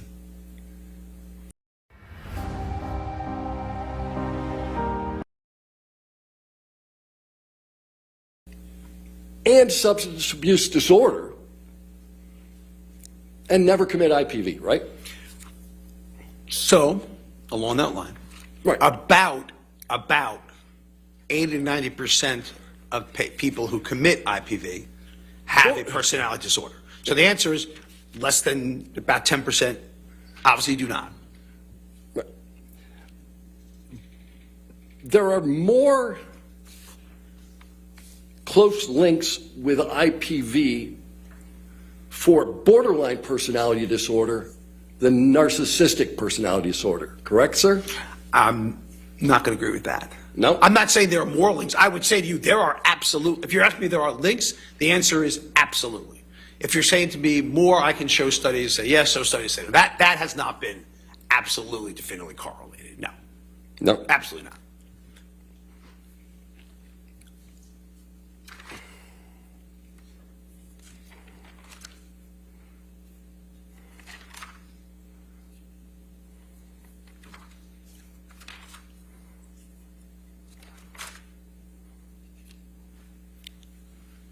MDMA. What is it? Ecstasy. Yeah. And what's the normal dosage of ecstasy for people who use ecstasy? Again, I couldn't tell you the quote-unquote normal dose because, honestly speaking, no one knows what they're getting when they're using it, right? It's not regulated, so. But the effects of ecstasy enhance sense of well-being? At low doses, the answer is yes. I'm going to gather when you're using it at higher doses and develop tolerance, you develop the sympathomimetic effects, which are not so enhanced well-being. Increased extroversion, that's a symptom? Again, at lower dose, you are 100% right. At low amounts, you are 100% right. It is an adaptogen. We feel closer to people. That's what people who use it say. They feel close to people, warm to people, 100%. But with continual use and higher doses, it could be fatal. Right. So that's not well-being. I don't know if I'd call that well-being. So continued use at higher doses, MDMA can be fatal, correct? Correct. What if you took 8 to 10 tablets of MDMA? What if you took again, you don't know what it's very hard to say that. You don't know what it's, what's the word I'm looking for? Contaminated with, okay? You can't just say, hey, let me just take 8 to 10 pure ecstasy and see what happens. That's not going to happen. So what I would say to you, again, because substance abuse are unpredictable, they are not regulated, no one knows what they're going to. No one has any idea whether it's going to cause this empathic and tactogen effect at very low doses, or is it going to cause the sympathomimetic, increase, it's like a stimulant, like cocaine and stuff we talked about like that. No one knows what's going to happen. It's not regulated. And no one knows if you're using with other substances either, like other stimulants. Or if you mix it with alcohol. Or if you mix it with alcohol. No one knows if it's going to be potentially worse. Right. But this is a potentially lethal combination. 8 to 10 MDMA pellets and alcohol. This is a potentially toxic combination. Right. Can it kill you? Yeah, I mean, it is a potentially toxic combination. That's true. Ever heard of someone cutting off their own finger on MDMA? Have I ever heard of it? Yeah. No, I can only give you one example. Hadn't seen that one before. Okay. So, Seroquel. That one puts you to sleep, right? If you want to phrase a barbiturate putting you to sleep, then the answer is yes. Yeah, you heard Mr. Depp talking about sometimes being on the nod, right? And again, I think I explained Seroquel very well this morning. Good. I'm going to ask him a few more questions. Oh, okay. Okay. All right. You kept making references to street value. Why were you doing that? Because that's why people with substance use disorder use quetiapine and Seroquel. Say it again, I'm sorry. That's why people who use quetiapine or Seroquel can it sells on the street because it's so barbiturate-like in effect. Right, but you said that Mr. Depp had a prescription. There are many substance use disorder patients who have prescriptions for Adderall and quetiapine from their doctor, and that doesn't mean they're not getting high out of it. That doesn't take much. Doctors like to believe what patients have to say. They're not going to go in there being expert witness testimony.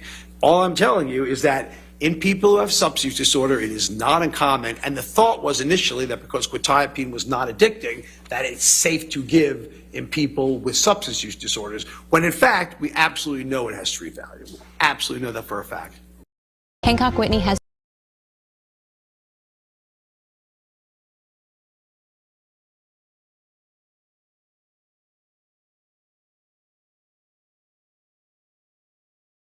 Right, but my point about this is you made a bunch of testimony about street value, but you knew at the time you made the testimony that Mr. Depp, in fact, had a prescription.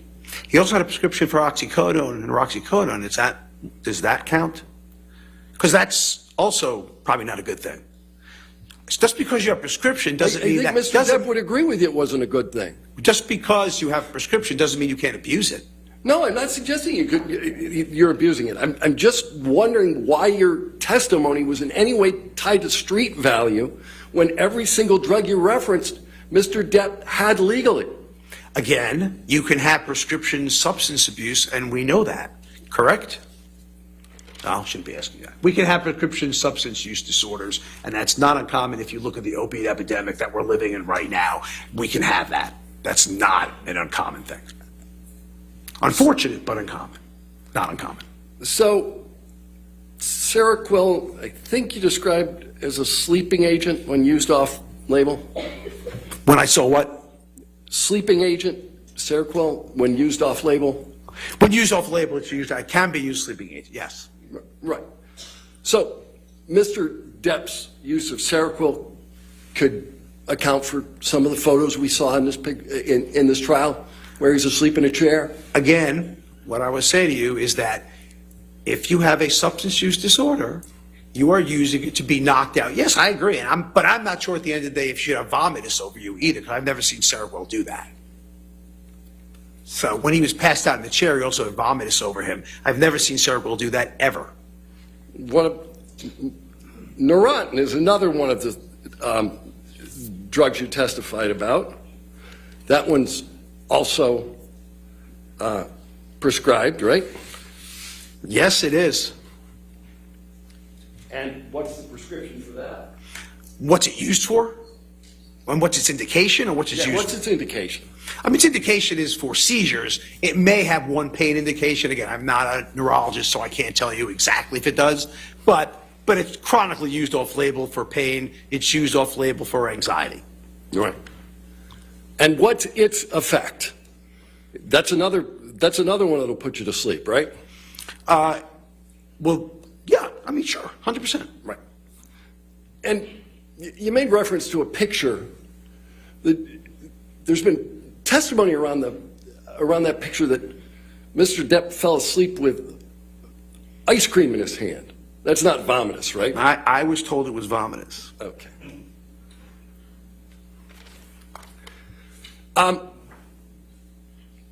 You talked about the fact that Mr. Depp indicates that from time to time he uses an earpiece. I read that, yes. Okay. Did you read the testimony of Mr. Wyatt, who told you what was being pumped into that earpiece? Yeah. I mean, if I remember right, I mean, I think it was lines, right? No, it was music. It was music, not his line? Yeah. Okay. So if Mr. Depp was listening to music rather than being fed his lines, does that change your opinion as to his cognitive function? If he was never fed his lines through the earpiece, which I know he was, but read he was, and that may have been that example, Mr. Wyatt may have said that it was music. I guess the question is, were you having the music during the actual talking of your lines? Is that what you're saying to me? Well, you know, if you can do two things at once, that's a pretty high cognitive function, isn't it, sir? You know, it's a very good point, actually. Divided attention is something humans have a lot of trouble in. So, for instance, we have trouble driving and putting on using our cell phones and direct. So, divided attention, humans actually are not very good at. I'll put that out there. But Mr. In general, not just Mr. Depp, in general. But Mr. Depp is pretty good at acting. You acknowledge that early on. Absolutely. Well, better than me, so I know that. Because you don't act. In fact, you don't know about acting. You're right. I have no idea about acting. And you don't know how prevalent the use of earpieces are in acting. Again, I know nothing about acting. Irrespective of the fact you know nothing about acting, you've testified that Mr. Depp's use of an earpiece is somehow a cognitive deficit?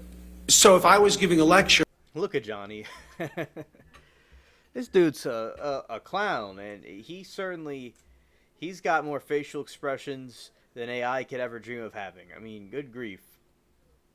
He's got feathers on his head. Wow, he's nuts.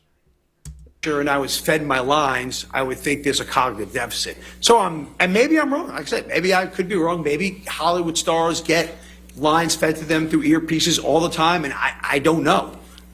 That could be said. It sounded to me to be unusual if you're doing a movie and you don't know the lines. But like you said, I'm just judging it on what I do with lectures, and that would never happen.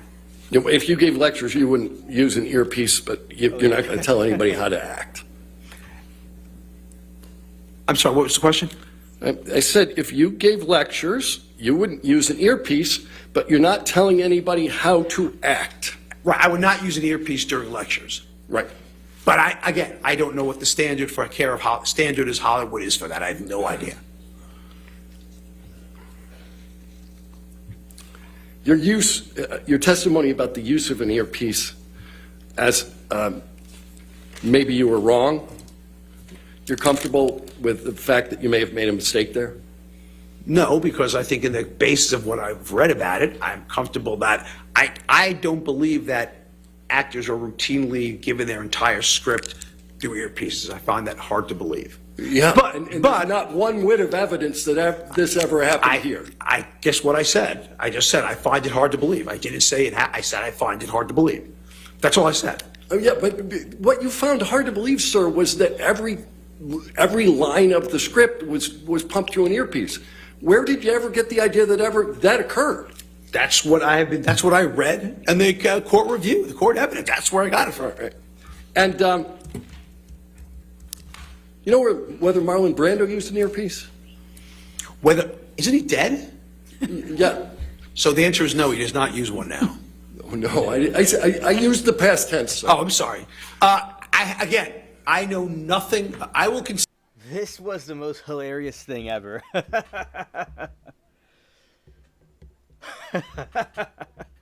Oh, by the way, Todd, thank you, Todd, for the update. Breaking news, Trump has called news conference for 10 a.m. Monday morning to discuss security situation. Washington, D.C.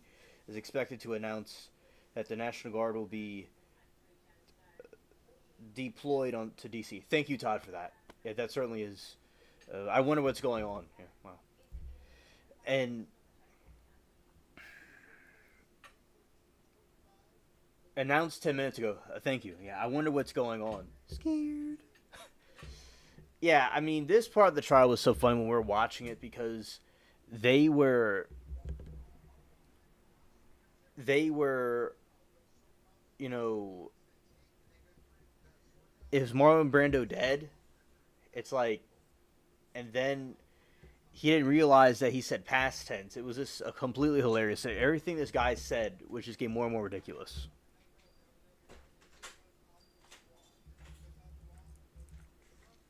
Guess what I said? I just said I find it hard to believe. I didn't say it. I said I find it hard to believe. That's all I said. Oh yeah, but what you found hard to believe, sir, was that every line of the script was pumped through an earpiece. Where did you ever get the idea that occurred? That's what I have been. That's what I read in the court review, the court evidence. That's where I got it from. Right. And you know whether Marlon Brando used an earpiece? Isn't he dead? Yeah. So the answer is no, he does not use one now. No, I used the past tense. Sir. Oh, I'm sorry. I know nothing. I will concede to you, I know nothing about acting. I will concede to you 100%. If that is the standard and people are done that acting, then I apologize and that was wrong on my part. If that's the standard, I'm wrong. I don't know. All right, that is part one.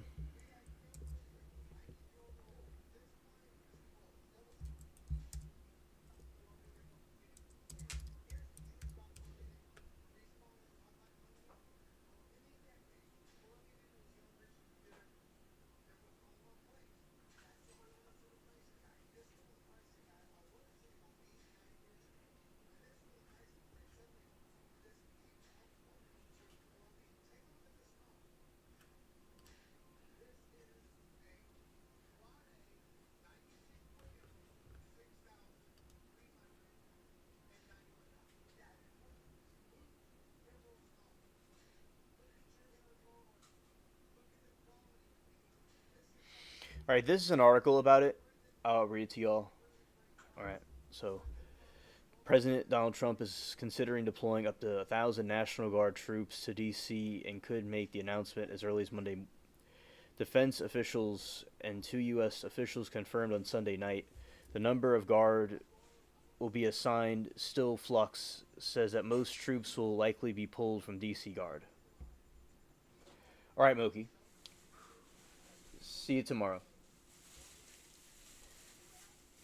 We're about to be ending it, by the way. I'm just giving you all a little bit of an update here.